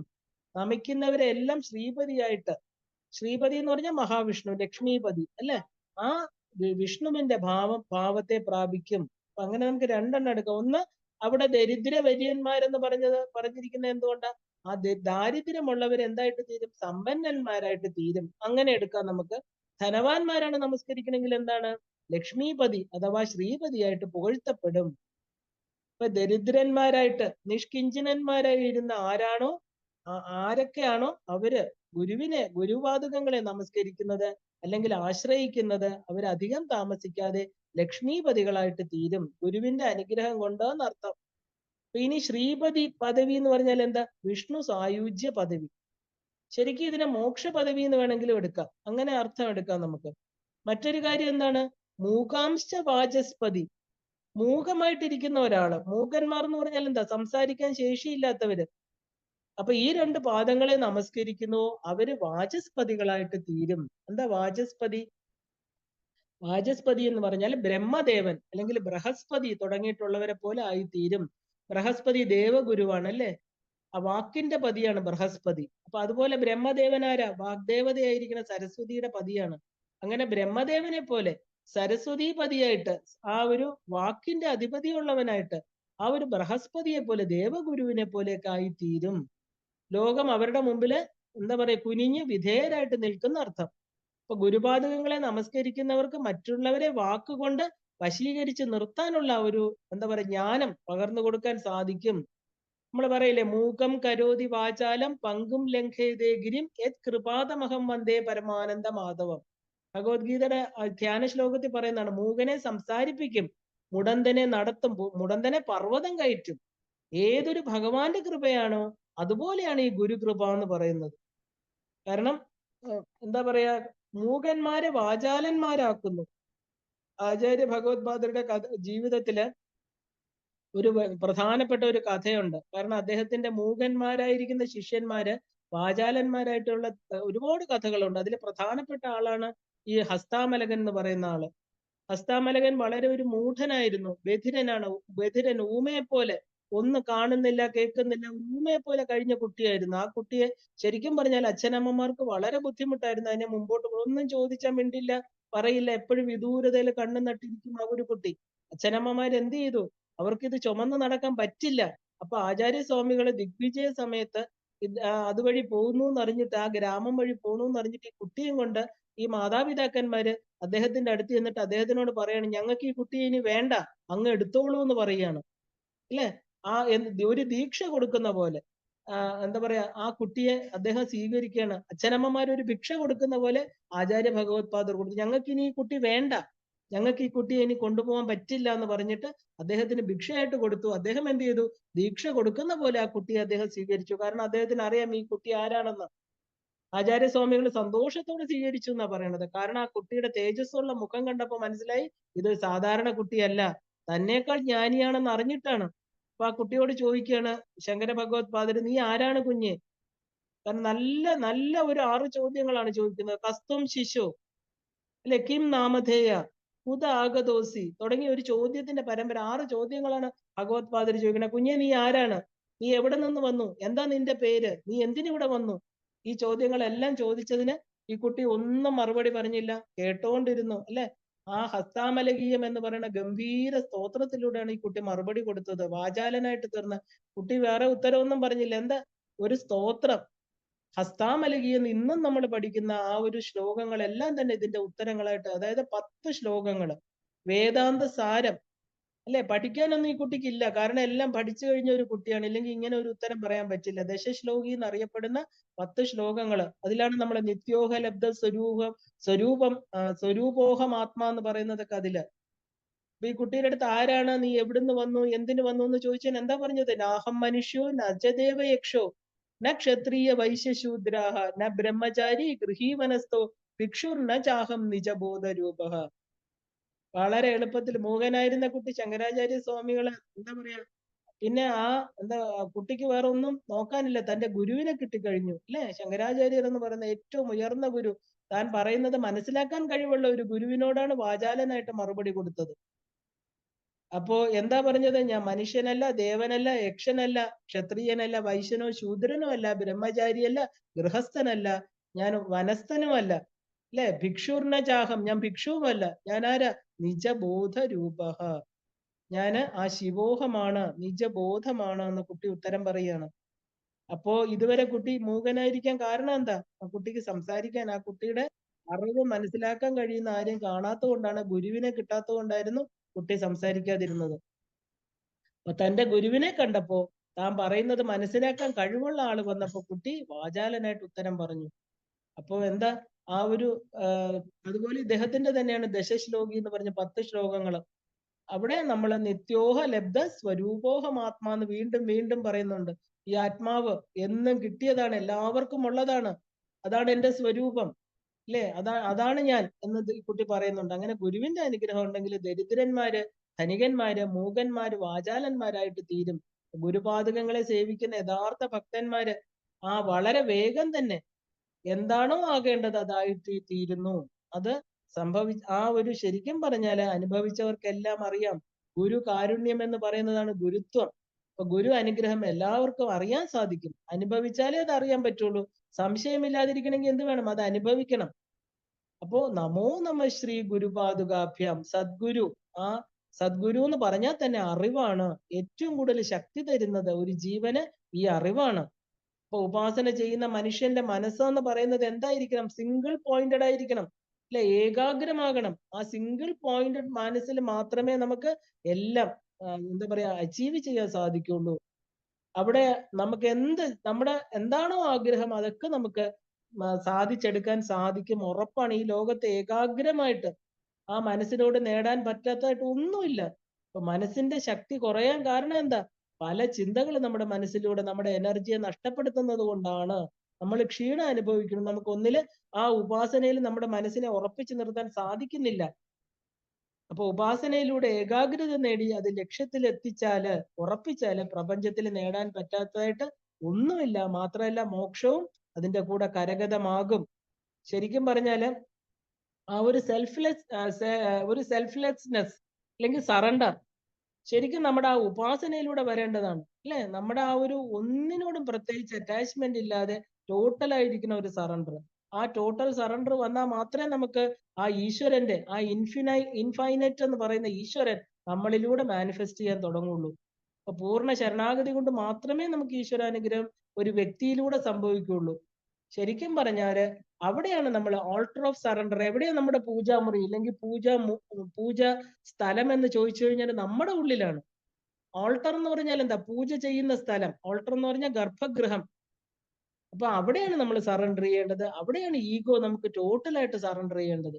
അപ്പൊ അവിടെ നമുക്ക് എന്താ? ഒരു സെൽഫ്ലെസ് മൈൻഡ് കിട്ടും. ആ സെൽഫ്ലെസ് മൈൻഡിന് എന്താ? എപ്പോഴും സന്തോഷമായിരിക്കും അല്ലെ? എപ്പോഴും അദ്ദേഹം ചിന്മയാനന്ദ സ്വാമികൾ പറയുന്നതാണ് എനിക്കിവിടെ ഓർമ്മ വരുന്നത്. ആ ഒരു selfless mind will be the happy mind and all creativity starts from there എന്ന് അദ്ദേഹം എപ്പോഴും പറയും. എല്ലാ ക്രിയേറ്റിവിറ്റി സന്തോഷമുള്ള മനസ്സിലാണ്. നമുക്ക് സന്തോഷമായിട്ടിരിക്കുമ്പോഴേ എല്ലാം ചെയ്യാൻ പറ്റുന്നത്. ഇന്നൊരു ചെറിയ കുട്ടിയുടെ അടുത്ത് ചോദിച്ചാൽ പോലും നമ്മൾ കേൾക്കുന്നത് എന്താ? Mental stress. 5 വയസ്സുള്ള കുട്ടിക്ക് സ്ട്രെസ്സാ, 6 വയസ്സുള്ള കുട്ടിക്ക് സ്ട്രെസ്സാ. അന്ന് മനസ്സ് എന്തോന്നു പോലും അറിയാതിരുന്ന പ്രായമാണ് നമ്മുടെയൊക്കെ അല്ലേ? ഇന്ന് കൊച്ചു കുട്ടികൾക്ക് വരെ സ്ട്രെസ്സാണ്. കാരണം ആ ഇൻഡിവിജ്വൽ, ഞാൻ, അഹം എന്ന തലത്തിലേക്ക് ചുരുങ്ങിപ്പോയി ലോകം. അപ്പൊ അവിടെയാണ് ഈ സ്ട്രെസ്സും ഭയവും നഷ്ടബോധവും ഒക്കെ ഉണ്ടാകുന്നത്. ഹനുമാൻ സുഗ്രീവന്റെ കൂടെ ആയിരുന്നപ്പോ തന്റെ കഴിവുകൾ ഒന്നും തിരിച്ചറിഞ്ഞിരുന്നില്ല. തന്റെ പ്രഭുവായ രാമന് തന്റെ ശരീരവും ജീവനും ആത്മാവും സമർപ്പിച്ചപ്പോ അദ്ദേഹം എന്താ? വീര ഹനുമാനായിട്ട് തീർന്നു അല്ലെ? ധാരാളം ഉദാഹരണമുണ്ട്. ചിന്മയാനന്ദ സ്വാമികൾ തന്നെ തപോവന സ്വാമികളും ശിവാനന്ദ സ്വാമികളും 2 ഗുരുക്കന്മാരാണ്. അവരെ പരിചയപ്പെടുന്നതിന് മുമ്പ് എന്തായിരുന്നു? വെറും ഒരു ജേർണലിസ്റ്റ് ആയിരുന്നു അല്ലെ? തന്റെ ഗുരുനാഥന്മാർക്ക് ശരണാഗതി ചെയ്തു കഴിഞ്ഞപ്പോഴാണ് അദ്ദേഹത്തിന്റെ കഴിവുകൾ ഉണർന്ന് ലോകത്തിനു വേണ്ടി എന്തൊക്കെയോ ചെയ്യാൻ സാധിക്കും അല്ലെ? തന്നെ കൊണ്ട് കഴിയുമെന്ന് പറഞ്ഞ് തന്റെ ജീവിതം കൊണ്ട് അതൊക്കെ ചെയ്തു തീർത്തത്. അപ്പൊ നമ്മുടെ ഹിന്ദു കൾച്ചർ എന്ന് പറയുന്നത് എന്താ? അതിന്റെ ഭാഗമാണ് ഉപാസന എന്ന് പറയുന്നത്. അപ്പൊ മെറ്റീരിയൽ ബെനിഫിറ്റ്സ് ആണെങ്കിൽ അതും കിട്ടും. അതും വളരെ ഗുണം ചെയ്യും അതിന്. ഇപ്പൊ ഗായത്രി ഇനിസിയേഷൻ ഒക്കെ എന്തിനാ? ഗായത്രി മന്ത്രം, സന്ധ്യാവന്ദനം ഒക്കെ മനസ്സിനെ ഏകാഗ്രമായിട്ട് നമ്മൾ ഉയർന്ന തലങ്ങളിലേക്ക് കൊണ്ടുപോകുന്നതാണ്. ഇവിടെ പറയുന്നത് ഗുരു ഉപാസനയാണ്.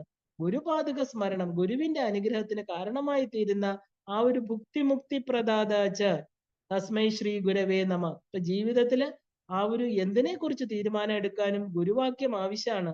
കാരണം അത് പ്രകൃതിയുടെ അനുഗ്രഹമായിട്ട് ശിഷ്യന് വന്നു ചേരും, ഉറപ്പാണ്. കാരണം ഈശ്വരോ ഗുരു രാത്മേതി, ഇത് മൂന്നും ഒന്നാണ്. ആ ഒരു സത്യത്തെ നമ്മൾ മനസ്സിലാക്കി കഴിഞ്ഞാൽ ഈ അനുഗ്രഹം നമുക്ക് എല്ലായിടത്തു നിന്നും അനുഗ്രഹം മാത്രമായിരിക്കും കിട്ടുക. ഒരിക്കല് വിദേശത്ത് ചെന്ന ഒരു തന്റെ ഗുരുവിനെ എല്ലാവരും വീട്ടിലേക്ക് ഭിക്ഷയ്ക്ക് ക്ഷണിച്ചു. ഒരു കഥയാണ് ഇത് പറയുന്നത്. അപ്പൊ വിദേശത്ത് ഗുരു വരുമ്പോ നമ്മൾ അവിടെയുള്ള ശിഷ്യന്മാരെല്ലാം ഗുരുവിനെ സ്വീകരിച്ച് വീട്ടിലേക്ക് കൊണ്ടുപോകും അല്ലെ? അപ്പൊ അങ്ങനെ വിദേശത്ത് ചെന്ന ഗുരു എല്ലാ ശിഷ്യന്മാരും അവനവന്റെ വീട്ടില് ഓരോ ദിവസം ഭക്ഷണം കൊടുക്കാൻ, ഭിക്ഷ എന്ന് പറഞ്ഞാൽ ഭക്ഷണം കൊടുക്കുക അല്ലെ, ദക്ഷിണയൊക്കെ കൊടുത്ത് അനുഗ്രഹം ചോദിച്ച് എല്ലാവരും വിളിച്ചു. ഒരാൾ മാത്രം ക്ഷണിച്ചില്ല. അപ്പൊ ഗുരു എന്താ പറയാ, തിരിച്ചു പോകാൻ സമയമായി. അപ്പൊ അദ്ദേഹം ശിഷ്യനോട് ചോദിച്ചു, എന്താണ് താങ്കളുടെ വീട്ടിലേക്ക് എന്നെ ക്ഷണിക്കാത്തതെന്ന് ചോദിച്ചു. അപ്പൊ ശിഷ്യൻ പറഞ്ഞു, എന്റെ വീട് വളരെ ചെറുതാണ്, എനിക്കതിൽ വളരെ വിഷമമുണ്ട്, അങ്ങയെ കൊണ്ടുപോകാൻ മാത്രം വലിയ ഭംഗിയുള്ള വീടൊന്നും അല്ല, സൗകര്യങ്ങൾ കുറവാണ്, അതുകൊണ്ടാണ് ഞാൻ വിളിക്കാത്തത്. എനിക്ക് നല്ല ആഗ്രഹമുണ്ട് വിളിക്കണമെന്ന്, പക്ഷെ ഇവിടെ എന്റെ ശമ്പളം, ഞങ്ങൾക്ക് ഇവിടെ ജീവിച്ചു പോകാനുള്ളതേ ഉള്ളൂ, വലിയ വീടൊന്നും വാങ്ങിക്കാൻ ഞങ്ങൾക്ക് പറ്റിയില്ല. അപ്പൊ ഗുരു പറഞ്ഞു, സാരമില്ല, അതിനെന്താ, എനിക്ക് നിന്റെ വീട്ടിൽ വരാൻ ഒരു മടിയില്ല, അവിടെ ഞാൻ വരാം എന്ന് പറയാണ്. അങ്ങനെ ഇദ്ദേഹത്തിന്റെ വീട്ടിലേക്ക് പോകുന്ന വഴിയിൽ ഒരു ഫ്ലാറ്റ് ഇങ്ങനെ നിർമ്മിച്ചുകൊണ്ടിരിക്കുകയായിരുന്നു. ഫ്ലാറ്റിന്റെ നിർമ്മാണം എന്താ പറയാ, പുരോഗതി അതിങ്ങനെ പുരോഗമിച്ചുകൊണ്ടിരിക്കണം. അപ്പൊ ശിഷ്യനൊന്നും ഗുരുവിനോട് ആവശ്യപ്പെട്ടില്ല. അപ്പൊ അവിടെ വീട്ടിൽ ചെന്നു. അപ്പൊ ശിഷ്യനും ഭാര്യയും കൂടെ ചേർന്ന് വളരെ സന്തോഷത്തോടെ ആ ഒരു ചെറിയ വീട്ടില് ആ നല്ല ഫുഡ്, നല്ല ആഹാരമൊക്കെ പാചകം ചെയ്ത് സന്തോഷത്തോടെ വിളമ്പി കൊടുത്തു. തങ്ങളാ കഴിയുന്നതെല്ലാം ഗുരുവിന്റെ സന്തോഷത്തിന് വേണ്ടി ചെയ്തു. ആ ഒരു വിനയം, സ്നേഹം, സറണ്ടർ ഒക്കെ കണ്ട് ഗുരുവിന് വലിയ സന്തോഷമായി. പോകാൻ നേരത്ത് അദ്ദേഹം ആ അമ്മയോട് ചോദിച്ചു, അദ്ദേഹം ഒന്നും ചോദിച്ചില്ല, അമ്മയോട് ചോദിച്ചു, എന്താണ് വേണ്ടത്, എന്താണ് ഞാൻ നിങ്ങൾക്ക് തരേണ്ടതെന്ന് ചോദിച്ചു. അപ്പൊ മറുപടിയായിട്ട് അമ്മ പറഞ്ഞു, നിങ്ങൾ ഇങ്ങോട്ട് വരുന്ന വഴി കണ്ടില്ലേ, വലിയ വിലയൊന്നുമില്ല ഫ്ലാറ്റിന്, ഇവിടെ ഒരു മുറി 2 മുറിയേ ഉള്ളൂ, ആ ഫ്ലാറ്റിലോട്ട് താമസം മാറണമെന്നുണ്ട്, കുറച്ചും കൂടി ഒരു വിസ്താരമുള്ള ഒരു ഫ്ലാറ്റ്, താമസ സ്ഥലം വേണം, കുട്ടികളൊക്കെ ഉള്ളത് കൊണ്ട് ഇവിടെ വളരെ ബുദ്ധിമുട്ടാണ്, ഞങ്ങൾക്ക് അതിനുള്ള കഴിവില്ല, ആ ഒരു നിർമ്മാണത്തിലിരിക്കുന്ന ആ ഫ്ലാറ്റിൽ ഒരെണ്ണമെങ്കിലും എനിക്ക് അത് വാങ്ങിക്കാൻ ഞങ്ങളെ അനുഗ്രഹിക്കണമെന്ന് പറഞ്ഞു. അപ്പൊ ഗുരു എന്ത് ചെയ്തു, ഒന്നും മിണ്ടിയില്ല, മനസ്സ് നിറഞ്ഞ് അനുഗ്രഹിച്ചു ആ അമ്മയെ. അപ്പൊ കുറച്ച് ദിവസങ്ങൾക്ക് ശേഷം യാദൃച്ഛികമായിട്ട് ഒരു നറുക്കെടുപ്പിലൂടെ ഈ പറഞ്ഞ ഫ്ലാറ്റ് ആണ് സമ്മാനമായിട്ട് കൊടുത്തത്. ആ ഫ്ലാറ്റ് ഇദ്ദേഹത്തിന് സ്വന്തമായി കിട്ടി. അപ്പൊ ഗുരു തന്റെ മറ്റ് ശിഷ്യന്മാരോട് ഈ വിവരം അറിഞ്ഞപ്പോ പറഞ്ഞു, അവർക്ക് ഇതിൽ കൂടുതൽ എൻ്റെ അടുത്ത് ചോദിക്കാമായിരുന്നു. കാരണം അത്രയ്ക്ക് സന്തോഷമായി അവരുടെ ആ സ്നേഹവും ഭക്തിയും കണ്ടിട്ട്. ഞാൻ കൊടുത്തേനെ. ആ ഗുരു അനുഗ്രഹം ഒരിക്കലും വെറുതെ പോവില്ല. കാരണം എന്താ, നമ്മൾ മനസ്സ് എത്രത്തോളം തുറക്കണോ അത്രത്തോളം അതിൽ നിറയും. അപ്പൊ നമ്മുടെ പാത്രത്തിന്റെ വലിപ്പം അനുസരിച്ച് ജലത്തെ ഉൾക്കൊള്ളാൻ പറ്റൂ, അല്ലെ? ഗുരുവിന് പോലും വിഷമായി, ചോദിച്ചതാണ് കൊടുത്തത്. പക്ഷെ അതിൽ കൂടുതൽ ചോദിക്കാമായിരുന്നു. അവരുടെ മനസ്സ് ഗുരുവിനോട് അത്രയും ചോദിക്കണ്ട, എന്തിനാ ബുദ്ധിമുട്ടിക്കുന്നെങ്കിലും അത്രയും വിഷമമുള്ളത് ചോദിച്ചു. അത് തന്നെ ഗുരു കൊടുക്കുകയും ചെയ്തു. ശരിക്കും പറഞ്ഞാല് നമുക്ക് ആ ഗുരുവിന്റെ അനുഗ്രഹം ഉണ്ടെങ്കിൽ, ആ ഒരു ഗുരുവിന്റെ ബ്ലെസ്സിങ് ഉണ്ടെങ്കിൽ ശരിക്കും നമുക്ക് എന്താ പറയാ, ഏറ്റവും വലിയ ധനികനാവാം, അല്ലെ? ഇദ്ദേഹം പറയുന്ന പോലെ, with the blessings of guru the poorest will become the richest and the dumb started will become a walkie എന്നൊക്കെയാ പറയുന്നത്. ഒരു സംസാരിക്കാത്തവന് സംസാരിക്കാം, പാവപ്പെട്ടവന് ധനികനാവാം. ഇതെല്ലാം ഗുരു കടാക്ഷം വേണം. മുക്തി പ്രദാതാച്ച.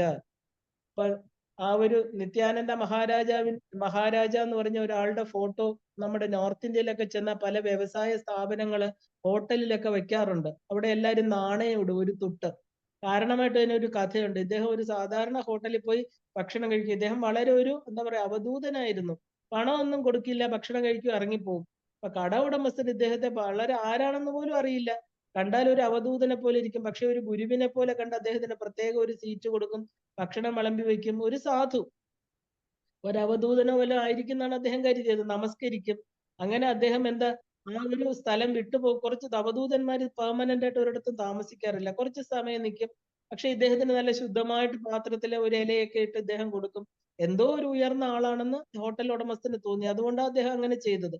അപ്പൊ പോവാൻ സമയമായി അവിടുന്ന്. അപ്പൊ അദ്ദേഹം എന്താ പറയാ, അവസാനത്തെ ദിവസം തന്റെ പോക്കറ്റിൽ നിന്ന് ഒരു ചെറിയ നാണയം എടുത്ത് ഈ ഹോട്ടൽ ഉടമസ്ഥന് കൊടുക്കുകയാണ്. അപ്പൊ കടയുടമ വളരെ ഭക്തിയോടുകൂടി, പൂർണ്ണമായിരിക്കുന്ന ആ ഒരു സന്തോഷത്തോടു കൂടി എന്ത് ചെയ്തു, ആ നാണയം ഈശ്വര സന്നിധിയിൽ കൊണ്ട് സൂക്ഷിച്ചു വെച്ചു.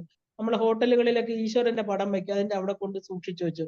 അതിനുശേഷം ആ 3 വർഷത്തിനുള്ളിൽ എത്ര ഹോട്ടലുകളുടെയാണ് ഇദ്ദേഹം ഉടമയായി എന്ന് അദ്ദേഹത്തിന് തന്നെ അറിയില്ല. തന്റെ ഗുരു സമാനമായിട്ട് എന്താ പറയാ, ആ ഗുരു സമാനമായിട്ട് അവിടുന്ന് ഭക്ഷണം കഴിച്ചു പോയ അദ്ദേഹത്തിന്റെ ആ ഒരു നാണയം, അത് ശരിക്കും നിത്യാനന്ദ മഹാരാജായിരുന്നു. വളരെ ഒരു ഉയർന്ന സാധകനാണ് അദ്ദേഹം. അപ്പൊ അദ്ദേഹത്തെ ഗുരുവായിട്ട് കണ്ട് അദ്ദേഹം കൊടുത്ത ആ നിധി, ആ നാണയം നിധി പോലെ സൂക്ഷിച്ചു വെച്ചു. അതിന്റെ അനുഗ്രഹമാണ് അദ്ദേഹത്തിന് ഉണ്ടായത്. അദ്ദേഹത്തിന് ചെയിൻ ഓഫ് ഹോട്ടൽസ് ആണ് അദ്ദേഹത്തിന് ഉണ്ടായത്. അതുകൊണ്ട് ഇന്നും ഒരു ചെറിയ ഗുരു തന്ന നാണയങ്ങൾ ചിലർ സൂക്ഷിച്ചു വെക്കാറുണ്ട്. കാരണം അത് നമുക്ക് ഐശ്വര്യത്തെ തരുന്ന് വിശ്വസിക്കപ്പെടുന്നു. ഗുരുക്കന്മാരുടെ പാദകാർച്ചനയിൽ ലഭിക്കുന്ന നാണയങ്ങൾ വീട്ടില് നമ്മൾ നിധി പോലെ സൂക്ഷിക്കുന്ന ശിഷ്യന്മാരുണ്ട്. അത് അവർക്ക് മെറ്റീരിയൽ വെൽത്ത് മാത്രമല്ല കൊടുക്കുന്നത്, ആത്മീയമായിട്ടുള്ള സമ്പത്തും കൊടുക്കും. അപ്പൊ ആ ആത്മീയ സമ്പത്ത്, അതായത് നമ്മള് എന്താ പറയുന്ന, നമുക്ക് കിട്ടിയ സമ്പത്ത് നല്ലതായിട്ട് വിനിയോഗിക്കാൻ, അത് എന്താ പറയാ ആസ്വദിക്കാൻ ഒരു പീസ് ഓഫ് മൈൻഡ് നമുക്ക് ഉണ്ടായിരിക്കണം, അല്ലെ? എത്ര വലിയ ധനികന്മാരാണെങ്കിലും ചിലപ്പോൾ നമ്മൾ കാണുന്ന എന്താ, നമുക്ക് അവർക്ക് വലിയ ധനികരാണ്, അവർക്ക് ഭക്ഷണം പോലും അവർക്ക് കഴിക്കാൻ പറ്റില്ല. അവരുണ്ടാക്കുന്നൊക്കെ അവിടുത്തെ വേലക്കാരാ കഴിക്കുന്നത്. കാരണം എന്താ, അവരുടെ ഭക്ഷണം എല്ലാം പിൽസ് ആണ്, ഗുളികകളാണ്. അതായത് പല പല രോഗങ്ങൾ ഉണ്ടായിരിക്കും, അല്ലെ? Even mental stress. ആ ഭക്ഷണം കഴിക്കാതിരിക്കാനുള്ള എല്ലാ അസുഖങ്ങളും അവരിൽ ഉണ്ടായിരിക്കും. അവസാനം ഉറങ്ങുന്ന മരുന്ന് വരെ കഴിച്ചിട്ടാ അവർ ഉറങ്ങുന്ന. നമ്മൾ സോക്കോൾഡ് ധനികന്മാരെന്ന് പറയണു. അപ്പൊ ജീവിതം എന്ന് പറയുന്നത് ധനം വെച്ച് മാത്രം അളക്കാവുന്ന ഒന്നല്ല. ജീവിത മൂല്യങ്ങൾ അറിഞ്ഞ് സന്തോഷമായിട്ട് മനസമാധാനത്തോടെ ജീവിക്കല്. ഗുരുപാദുക സ്മരണം എന്ന് പറഞ്ഞാല് ജീവിത മൂല്യങ്ങള്, ആ ഒരു സെൽഫ്ലെസ് എഫേർട്ട് നമ്മുടെ ഭാഗത്തു നിന്നുള്ള ആ ഒരു peaceful mind is A happy mind എന്ന് പറയുന്ന പോലെ, നമ്മുടെ മനസ്സ് എപ്പോഴും സമാധാനമായിട്ട് സന്തോഷമായിട്ട് ഉള്ളതില് എനിക്ക് കൂടുതലൊന്നും വേണ്ട. ആ വിവേകം ഉറച്ച് എല്ലാത്തിലും ഒരു വൈരാഗ്യം എന്ന് പറഞ്ഞാല് എല്ലാത്തിലും ഒരു എന്താ പറയാ അറ്റാച്ച്മെന്റ് ഇല്ലാതെ ഡിസ്പാഷനേറ്റ് ആയിട്ട്. ഗീത പറയണു, എന്താ ഗീത പറയുന്നത്? അശാന്തസ്യ കുത സുഖം, അല്ലെ? അശാന്തനായിട്ടുള്ളവർക്ക് എവിടെയാ സുഖം കിട്ടുക, അല്ലെ? അസുഖമില്ല, എല്ലാത്തിലും നമ്മൾ അശാന്തിയാണ് ഇപ്പൊ കാണുന്നത്.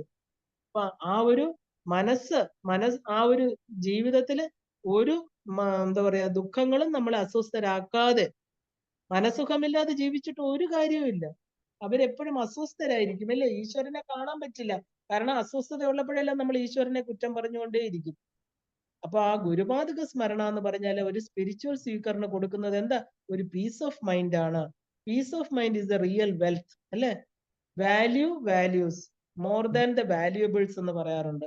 നമ്മളെ വാല്യൂസിനെ, നമ്മുടെ ആ ഒരു എന്താ പറയാ ഗുണങ്ങളെ നമ്മൾ വാല്യൂ ചെയ്യണം. അല്ലാതെ കുറെ വാല്യൂബിൾസ് എന്റെ വീട്ടിലുണ്ട്, അല്ലെ, 1,00,000 രൂപയുടെ പ്രതിമയുണ്ട്, ഇല്ലേ, എന്റെ എന്താ പറയാ പല പല രത്നങ്ങള്, ഇല്ലേ, നമ്മൾ പറയും എന്റെ വീട്ടിൽ അതുണ്ട് ഇതുണ്ട്, ഇത്രയും വിലയുള്ള സാധനങ്ങളാണ്, ഇതൊക്കെ ഞാൻ സൂക്ഷിച്ച് വാല്യൂബിൾസ് ആയിട്ട് നമ്മൾ വെക്കും, ബാക്കിയുള്ളവരെ കാണിക്കാം. ആ വാല്യൂ നമ്മുടെ മനസ്സിൽ ആ പറയുന്നത് കൊണ്ട് നമുക്ക് എന്താ കിട്ടുക? ഒന്നും കിട്ടാനില്ല. അതേസമയം നല്ല ആ ഒരു മനസ്സോടുകൂടി ഈശ്വരനെ സറണ്ടർ ചെയ്ത് ജീവിക്കണമെങ്കിൽ നമുക്കുള്ള വാല്യൂസ് ആണ് എല്ലാവരോടും സ്നേഹം, വിനയം, അല്ലെ, നമ്മുടെ കർമ്മം നന്നായിട്ട് ചെയ്യുക. ഈ ഗുരുക്കന്മാര് ഇല്ലാത്തവർക്ക് എത്ര ബാഹ്യ ഐശ്വര്യങ്ങൾ ഉണ്ടെങ്കിലും ആ ഇന്നർ വെൽത്ത് ഉണ്ടാവാൻ വഴിയില്ല. കാരണം ഇത് നമുക്ക് ഗുരുക്കന്മാരാ പറഞ്ഞു തരുന്നത്, അല്ലെ. ആ ഒരു വെൽത്ത് ഓഫ് വിൽ പവർ, ശ്രദ്ധ, ആ ഒരു സെൽഫ്ലെസ്നെസ്, ഇതെല്ലാം ഗുരു അനുഗ്രഹമാണ്. ഇനി ഗുരുവിന്റെ പാദസ്മരണ നമുക്ക് എന്താ ഉണ്ടാക്കുന്നത്? ഭക്തി, ഡിവോഷൻ, സറണ്ടർ ഇവയിലേക്ക് നമ്മളെ നയിക്കുന്നു. ദരിദ്രവര്യാഹ, പാവപ്പെട്ടവരെന്ന് പറയുന്നത്, ദരിദ്രൻ എന്ന് പറയുന്നത് ഇന്നർ വെൽത്ത് ഇല്ലാത്തവരെയാണ്. ബാഹ്യമായിട്ട് എന്താ, അവർക്ക് എല്ലാം ഉണ്ടായിരിക്കും, അല്ലെ. അല്ലാതെ പട്ടിണി കിടക്കണവരെ നമ്മൾ കാണും ചേരി പ്രദേശങ്ങളിൽ. പക്ഷെ അവര് ചിലപ്പോൾ സന്തോഷമായിട്ടായിരിക്കും. ഈ നമ്മൾ സോക്കോൾഡ് ഭയങ്കര പണക്കാരെന്ന് വിചാരിക്കുന്നവർക്ക് ഈ ഇന്നർ ക്വാളിറ്റീസ് ഉണ്ടാവില്ല. ഗുരു അഷ്ടകത്തിലെ ഭഗവത്പാദര് പറയുന്നു, ശരീരം സ്വരൂപം തഥാച കളത്രം യശച്ചാരുചിത്രം ധനം മേരുതുല്യം ഗുരോരംഘ്രി പത്മേ മനസ്ചേന ലഗ്നം തതക്കിം തതക്കിം തതക്കിം. ഒരാളുടെ ശരീരഭംഗി മനോഹരമായിരിക്കാം, അയാളുടെ ഭാര്യ നല്ലതായിരിക്കാം, അയാളുടെ യശസ് 4 ദിക്കിലും പ്രശസ്തി, ഇല്ലേ, മേരുപർവ്വതം പോലെ ഉയരത്തിൽ ഉണ്ടാവാം. എന്നിരുന്നാലും അയാളുടെ മനസ്സ് ഗുരുവിന്റെ താമരപ്പൂവിന് തുല്യമായിട്ടുള്ള പാദങ്ങളിൽ അർപ്പിക്കപ്പെട്ടില്ലെങ്കിൽ പിന്നെ എന്ത്, അല്ലേ. ചോദിക്കുകയാണ്, കളത്രം ധനം പുത്ര പൗത്രാദി സർവം ഗൃഹം ബാന്ധവ സർവമേ തദ്ദി ജാതം ഗുരോരംഘ്രി പാദാത്മ മനശ്ചേന ലഗ്നം തതക്കിം. എന്താ, ഭാര്യ, സമ്പത്ത്, പുത്രന്മാര്, പേരക്കുട്ടികൾ തുടങ്ങി എല്ലാവരും ഉണ്ടാകാം, വീടും ബന്ധുമിത്രാദികളും ഉണ്ടാകാം. എന്നാലും അയാളുടെ മനസ്സ് ഗുരുവിന്റെ ആ താമരപ്പൂവിന് തുല്യമായ പാദങ്ങളിൽ കേന്ദ്രീകരിച്ചിട്ടില്ലെങ്കിൽ പിന്നെ എന്ത്, അല്ലേ. ശരിക്കും പറഞ്ഞാല് നമുക്കൊരു ഓൾട്ടർ ഓഫ് സറണ്ടർ എന്ന് പറയുന്നത് എവിടെയാണ്? ഗുരുവിന്റെ പാദങ്ങളാണ്. If the mind is not at the abide of guru, what is the meaning of the possessions? എന്താണ് കാരണം? ബാക്കിയുള്ളതെല്ലാം തന്നെ താൽക്കാലികങ്ങളാണ്. കാരണം ഇത് ഒന്നുകിൽ കാലം തട്ടിയെടുക്കും, ഇല്ലെങ്കിൽ നമ്മൾ ഇല്ലാതാകും. അപ്പൊ ഈ ചെറിയ സമയത്തില് നമ്മുടെ ഗുരുഭക്തി ആയിരിക്കും നമ്മളെ ഏറ്റവും കൂടുതൽ ധനവാനാക്കുന്നത്, അല്ലെ. ഏറ്റവും നമ്മുടെ ധനം എന്ന് പറയുന്നത് ഈ എന്താ പറയുക നമ്മുടെ ഗുരുഭക്തിയാണ്. വിദ്യാമിത്രം പ്രവാസേഷു, ശരിക്കും പറഞ്ഞ നോളജ് ഈസ് അവർ ഫ്രണ്ട്, അല്ലെ. When you travel. ഭാര്യാമിത്രം ഗൃഹേഷുജ, അല്ലെ. നമ്മുടെ സ്പൗസ് അല്ലെങ്കിൽ wife will be the friend in the house. വ്യാധി തസ്യ ഔഷധം മിത്രം. For a person who is sick, medicine is the friend. ധർമ്മോ മിത്രം മൃതസ്യജ. A person who drops the body and departs, dharma comes with that soul. അപ്പൊ ഈ ഭക്തി, കർമ്മം, ഇവയൊക്കെയാണ് നമ്മുടെ ഒരു ആത്മാവിന്റെ സഹായം. നമ്മുടെ വീട്ടില് ഭാര്യ സഹായമായിരിക്കില്ലേ ഭർത്താവ്, അല്ലെ. നമ്മൾ യാത്ര ചെയ്യുമ്പോൾ നമുക്ക് എന്താ വേണം? നമ്മുടെ ഫ്രണ്ട് ആരാ? നമ്മുടെ അറിവ്. വീട്ടിലെ ഭാര്യ അല്ലെങ്കിൽ ഭർത്താവ്. ഔഷധം, സുഖമില്ലാതെ കിടക്കുമ്പോൾ ഔഷധമാണ് നമ്മുടെ ഫ്രണ്ട്. പക്ഷെ നമ്മുടെ എന്താ പറയാ, ശരി, നമ്മുടെ ശരീരം വിടാറായ ഒരു ജീവന്, ശരീരത്തെ ഉപേക്ഷിച്ചു പോകുന്ന ഒരു ജീവൻ എന്താണ്? ധർമ്മോമിത്രം മൃതസ്യജ. ധർമ്മം, അവൻ ചെയ്ത ധാർമ്മികമായിട്ടുള്ള പുണ്യങ്ങള്, അത് മാത്രമാണ് നമ്മുടെ മിത്രമായിട്ട് നമ്മുടെ കൂടെ വരുന്നത്. അപ്പൊ ഈ ഭക്തി, കർമ്മം, ഇവയൊക്കെ മാത്രമാണ് ആത്മാവിന്റെ സഹയാത്രികര്. അപ്പോ നമ്മൾ കൊണ്ടുവന്നിരിക്കുന്ന ഈ ബാഗേജ് ഓഫ് കർമ്മ എന്ന് പറയുന്നത് എന്താ? നമ്മൾ വലിയ ഒരു ബാഗും കൊണ്ടാ വന്നേക്കുന്നത്. ഇവിടെ ആ സമ്പാദ്യം കൂട്ടിക്കൊണ്ടു പോകുന്നു നമ്മള്, അല്ലെ. We come with empty hands എന്നൊക്കെ പറയും. നമ്മൾ എന്താ വലിയ പ്രോവർബ്സ് ഒക്കെ പറയും, we come with empty hands and go with empty hands. എവിടെ? നമ്മൾ ശരിക്കും പറഞ്ഞാൽ come with loaded karma and goes with more loaded karmas. ഇതാണ് നമ്മൾ ചെയ്യുന്നത്. ശരണാഗതി ചെയ്ത ഒരു ആത്മാവിന് സഞ്ചിത ഭാണ്ഡവുമായിട്ട് വന്നാലും വളരെ ഘനം കുറഞ്ഞ ആത്മാവായിട്ടായിരിക്കും തിരിച്ചു പോകാൻ സാധിക്കുന്നത്. കാരണം ഈ ജനന മരണ ചക്രം പോലും ഭേദിച്ചായിരിക്കും അതിന്റെ യാത്ര. എത്രത്തോളം ഗുരുവിൽ ശരണാഗതി വിളിച്ചുവോ അത്രത്തോളം ആ പാതകങ്ങൾ നമുക്ക് തരുന്നത് ഭക്തി, ശാന്തി, ഇതൊക്കെയാണ്. അപ്പൊ വിവേക വൈരാഗ്യങ്ങളിൽ അധിഷ്ഠിതമായിരിക്കുന്ന ഒരു ഗുരുപരമ്പര സാധന ചതുഷ്ടയ സമ്പത്തി ഇല്ലാത്ത ഒരു വ്യക്തിയെ പോലും ജ്ഞാനത്തിലേക്ക് ഉയർത്തും. യമം, നിയമം, ആസനം, പ്രാണായാമം, പ്രത്യാഹാരം, തിതിക്ഷ, മോക്ഷത്വം, ഇതെല്ലാം നമുക്കുണ്ടോ? ഇല്ല. ഇനിയിപ്പോ അഥവാ ഇതെല്ലാം ഇല്ലെങ്കിൽ തന്നെയും ഒരു സദ്ഗുരുവിനെ ചിന്തിക്കുന്ന ആ ഒരു വ്യക്തിക്ക് ഇതെല്ലാം വന്നു ചേരുന്നു. എന്താ ഈ ആത്മജ്ഞാനമില്ലാത്ത ഒരാൾക്ക് എന്താ ശരിക്കും കൃപണനാണ്, ദരിദ്രനാണെന്ന് ഉപനിഷത്തുകളെല്ലാം പറയുന്നുണ്ട്. കാരണം അവൻ പ്രകൃതിയോട് പോലും കൃപണനാണ്, അവൻ ദരിദ്രനാണ്. എന്താ കാര്യം? ആ ഒരു സെൽഫ് നോളജ് എന്ന് പറയുന്ന വേക്കപ്പ് ടു വൺ സെൽഫ്, ആ ബ്രഹ്മവിദ്യ അല്ലെങ്കിൽ ആത്മജ്ഞാനം, അവനാണ് ഏറ്റവും വലിയ ധനികൻ. മാത്രമല്ല അതിലൂടെ മോക്ഷവും കരഗതമാകും. പാതുക സ്മരണം എന്നാൽ എന്താ? കണ്ടംപ്ലേഷൻ ഓൺ ദ ആ ഒരു ഗുരുപാതുക സാൻഡൽസ്, അല്ലെങ്കിൽ ആ ഒരു ആത്മവിദ്യ നമ്മുടെ ഉള്ളില് ഉയർത്തുന്നു. രാമായണത്തില് ശരിക്കും പറഞ്ഞാല് ഗുഹൻ തോണിയില് രാമനെ ഇരുത്തി മറുകര എത്തിക്കുകയാണ്. രാമൻ 14 വർഷം കാട്ടിലേക്ക് ചെല്ലുമ്പോൾ തോണിക്കാരനായിട്ട് വന്ന ആളാണ് ഗുഹൻ, അല്ലെ? ആ പാദം കഴുകി ഭഗവാന്റെ കാലിൽ നമസ്കരിച്ചു, അല്ലെ? എന്നിട്ട് പറഞ്ഞു, അങ്ങയുടെയും എന്റെയും ജോലി ഒന്നാണ്. രാമചന്ദ്ര പ്രഭു ചിരിച്ചു. എന്താണ്? അപ്പൊ അപ്പുറത്ത് കൊണ്ട് വിട്ടപ്പോ പറഞ്ഞു, അങ്ങേ എന്റെ ഗുരുവാണ്, ഞാനിതാ നമസ്കരിക്കുന്നത്. അദ്ദേഹം തന്റെ കയ്യിൽ കിടക്കുന്ന മോതിരം സീതാദേവി കൊടുത്ത മോതിരാണ്, അത് ഊരി കൊടുക്കാനായിട്ട്. അപ്പൊ പറഞ്ഞു, തനിക്ക് വേണ്ട. കാരണം എന്താ? അത് പ്രകൃതിയാണ്. സീതാദേവി ആരാ? അങ്ങയുടെ പ്രകൃതിയാണ്. ധാരാളം ശക്തി അതിലുണ്ട്. അങ്ങയുടെ കവാടത്തിന് മുമ്പിൽ വരുമ്പോ, അത് അങ്ങയുടെ കവാടം എന്ന് പറഞ്ഞാൽ എന്താ? വിഷ്ണുപാദം, അല്ലെ? അവിടെ എത്താറാവുമ്പോ, എന്റെ ശരീരം ഉപേക്ഷിക്കേണ്ടി വരുമ്പോ എന്താ? അങ്ങയെ ഞാൻ എങ്ങനെയാണോ ഈ നദി കടത്തിയത്, അതുപോലെ സംസാര സാഗരം എന്നെ കടത്തി വിട്ടാൽ മതി എന്ന് പറഞ്ഞ് ദീർഘദണ്ഡ നമസ്കാരം ഗുരുവിന്റെ മുമ്പിൽ നമസ്കരിച്ച പോലെ ഗുഹൻ ഭഗവാൻ രാമചന്ദ്ര പ്രഭുവിന്റെ മുമ്പിൽ നമസ്കരിക്കുകയാണ്. അപ്പൊ പ്രകൃതിയിലേക്ക് തിരിച്ചു വരാത്ത മോക്ഷം, അതാണ് ഞാൻ ആഗ്രഹിക്കുന്നത്. അതെനിക്ക് തന്നാലും, അതാണ് പ്രാർത്ഥിച്ചത്. അപ്പൊ പാതുക ശരണം അദൃശ്യമായിട്ടൊരു പ്രൊട്ടക്ഷൻ ആണ് നമുക്ക് തരുന്നത്. സദ്ഗുരുവിന്റെ ചിന്ത, ആ ഗുരു ഉപാസന, ഗുരു സ്മരണ, എങ്ങനെയാണ് അദ്ദേഹം ജീവിച്ചത്, നമ്മൾ ബന്ധപ്പെടുന്ന ഇമോഷൻ, ആ ഒരു ഇമോഷണൽ ഒരു ബ്രേക്ക് ഡൗൺ ഒക്കെ നമുക്ക് വരുമ്പോ ഗുരു സദാ നമുക്കൊരു ട്രാങ്കുലിറ്റി, നമ്മുടെ ആ ഗുരു സ്മരണ നമ്മുടെ ഉള്ളില് ഒരു ട്രാങ്കുലിറ്റിയെ കൊടുക്കുന്നു. രാമായണത്തില് വിഭീഷണനോട് രാമൻ എന്താ പറയാ, ഒരു പ്രാവശ്യമേ വിഭീഷണൻ രാമായണത്തില് വന്ന് ശരണാഗതി ചെയ്തുള്ളൂ, അല്ലെ? രാവണന്റെ കൂടെ ഇനി നിൽക്കാൻ പറ്റില്ല, യുദ്ധം ആരംഭിക്കാൻ തുടങ്ങി. അപ്പൊ അവിടെ എന്താ പറയാ, ശരിക്കും വിഭീഷണനോട് രാവണന് ഭയങ്കരധികം ദേഷ്യം വന്നു. കാരണം എപ്പോഴും രാമന് വേണ്ടി പറയുന്നുണ്ട്. അപ്പൊ അദ്ദേഹത്തെ അത്രയധികം വാക്കുകൾ കൊണ്ട് നോവിച്ചു. അപ്പൊ അദ്ദേഹം തിരിച്ച് എന്താ പറയാ, ആ ഒരു ബോർഡർ, അതിർത്തി ലംഘിച്ചുകൊണ്ട് രാമന്റെ കുടീരത്തിൽ എത്തുകയാണ്. ഹോൾ ഹാർട്ടഡ്ലി, പൂർണ്ണമായിട്ട് വന്ന് ശരണാഗതി ചെയ്യുകയാണ്. രാമൻ പറയണ, ഒരിക്കലും പൂർണ്ണ ശരണാഗതി ചെയ്തു കഴിഞ്ഞാൽ പിന്നെ ഞാൻ അങ്ങയുടേതാണ്. അതായത് രാമൻ പറയാണ് വിഭീഷണനോട്, ഞാൻ അങ്ങയുടേതാണ്, അങ്ങ് ഇനി രാക്ഷസനൊന്നുമല്ല, അങ്ങ് എനിക്ക് ശരണാഗതി ചെയ്താൽ ഞാൻ അങ്ങയുടേതാണെന്ന് പറഞ്ഞ് എന്താ പറയുക, രണ്ടാമതൊരു പ്രാവശ്യം പിന്നെ നമ്മൾ ശരണാഗതി ചെയ്യണ്ട. കാരണം ഗുരു കടാക്ഷം, ഗുരു സംരക്ഷണം സമ്പൂർണമായിരിക്കും. നമ്മൾ പല പല കഥാപാത്രങ്ങൾ കേട്ടിട്ടുണ്ടല്ലേ, അഹല്യ, ശബരി, വിഭീഷണൻ, ഇവരെല്ലാം തന്നെ ഒരിക്കലും സറണ്ടർ ചെയ്ത് കഴിഞ്ഞിട്ട് ആ ഗുരുവിനെ കാത്തിരിക്കുന്നവരാണ്. ആ ഒരു ലിബറേഷൻ എന്ന് പറയുന്ന പൂർണ്ണ സ്വാതന്ത്ര്യത്തിൽ അവരെ എത്തിച്ചു.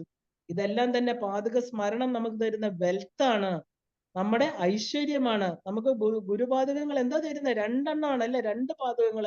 ഒന്ന് നമുക്ക് ഐശ്വര്യം, രണ്ട് ഫെയ്ത്ത് എന്ന് പറഞ്ഞാൽ എന്താ? പ്രൊട്ടക്ഷൻ. അപ്പൊ നമുക്ക് ഐശ്വര്യവും തരുന്നു, സംരക്ഷണവും തരുന്നു. അപ്പൊ ആ ഗുരുവിന്റെ ഗ്രേസ് എന്ന് പറഞ്ഞാൽ പ്രൊട്ടക്ഷൻ ആണ്. ശരിക്കും പറഞ്ഞാൽ നമ്മൾ ഇന്ന് എന്താ ഗുരു ഷോപ്പിംഗ് ആ നടത്തുന്നത്, അല്ലെ? ഗുരു ഷോപ്പിംഗ്. ഏത് ഗുരുവാ നല്ലത്? ഈ ഗുരു നല്ലതാണോ? കുറച്ചു കാലം ഒരു ഗുരുവിന്റെ കൂടെ നിൽക്കുക, ഇയാള് മോശമാണ്, ഇയാളുടെ സ്വഭാവം നല്ലതല്ല, ഉടനെ അടുത്ത ഗുരു.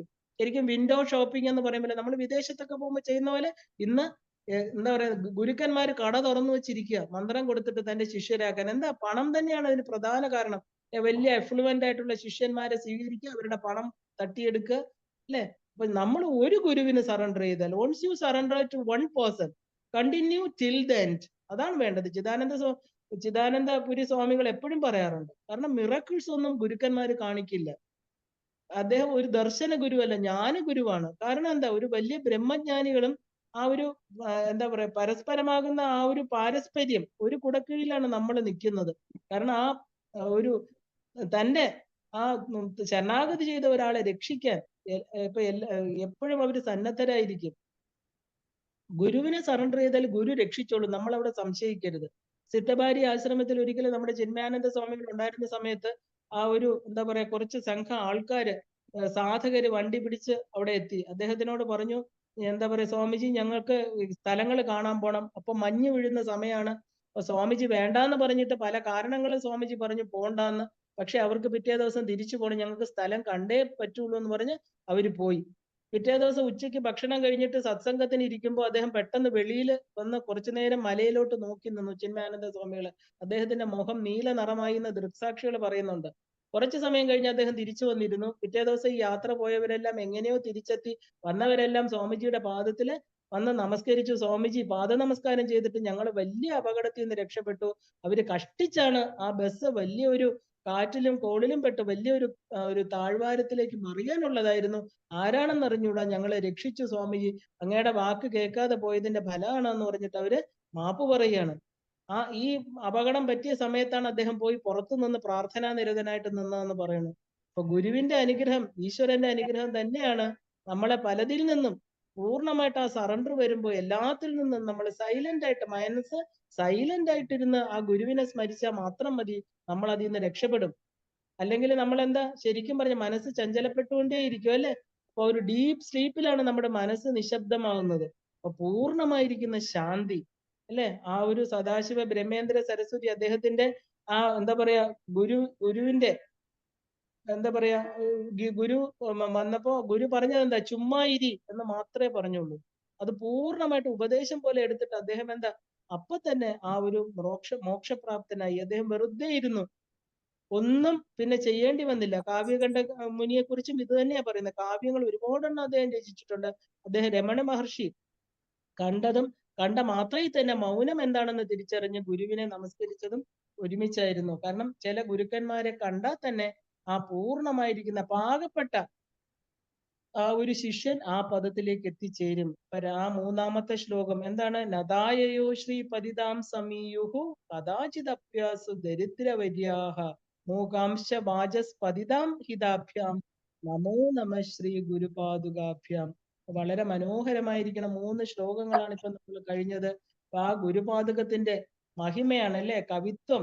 ആ ഒരു കവിത്വം എങ്ങനെ വരണോ, നമ്മുടെ വിപത്തുകൾ എങ്ങനെ മാറ്റണു അല്ലെ, ഇതെല്ലാം ആ ഗുരുപാദുക സ്മരണ കൊണ്ട് നമുക്ക് ലഭിക്കും എന്നുള്ളത്. ഇനി നമുക്ക് 5 ശ്ലോകങ്ങൾ 6 ശ്ലോകങ്ങൾ 9 ശ്ലോകങ്ങളാണ്. ഇപ്പൊ 3 ശ്ലോകം കഴിഞ്ഞു, ഇനി 6 എണ്ണം കൂടെ ഉണ്ട്. ഓരോന്നും നമ്മുടെ ഗുരുപാദുകത്തിലുള്ള നമ്മുടെ ആ പൂർണ്ണമായിട്ടുള്ള ഭക്തി വിശ്വാസം ഉറക്കട്ടെ. അത് ഗുരുപരമ്പര നമ്മളെ അനുഗ്രഹിക്കട്ടെ എന്ന് പറഞ്ഞുകൊണ്ട് ഇന്ന് നമുക്കിവിടെ നിർത്താം. എല്ലാവർക്കും ശ്രീമാത്രേ നമഃ.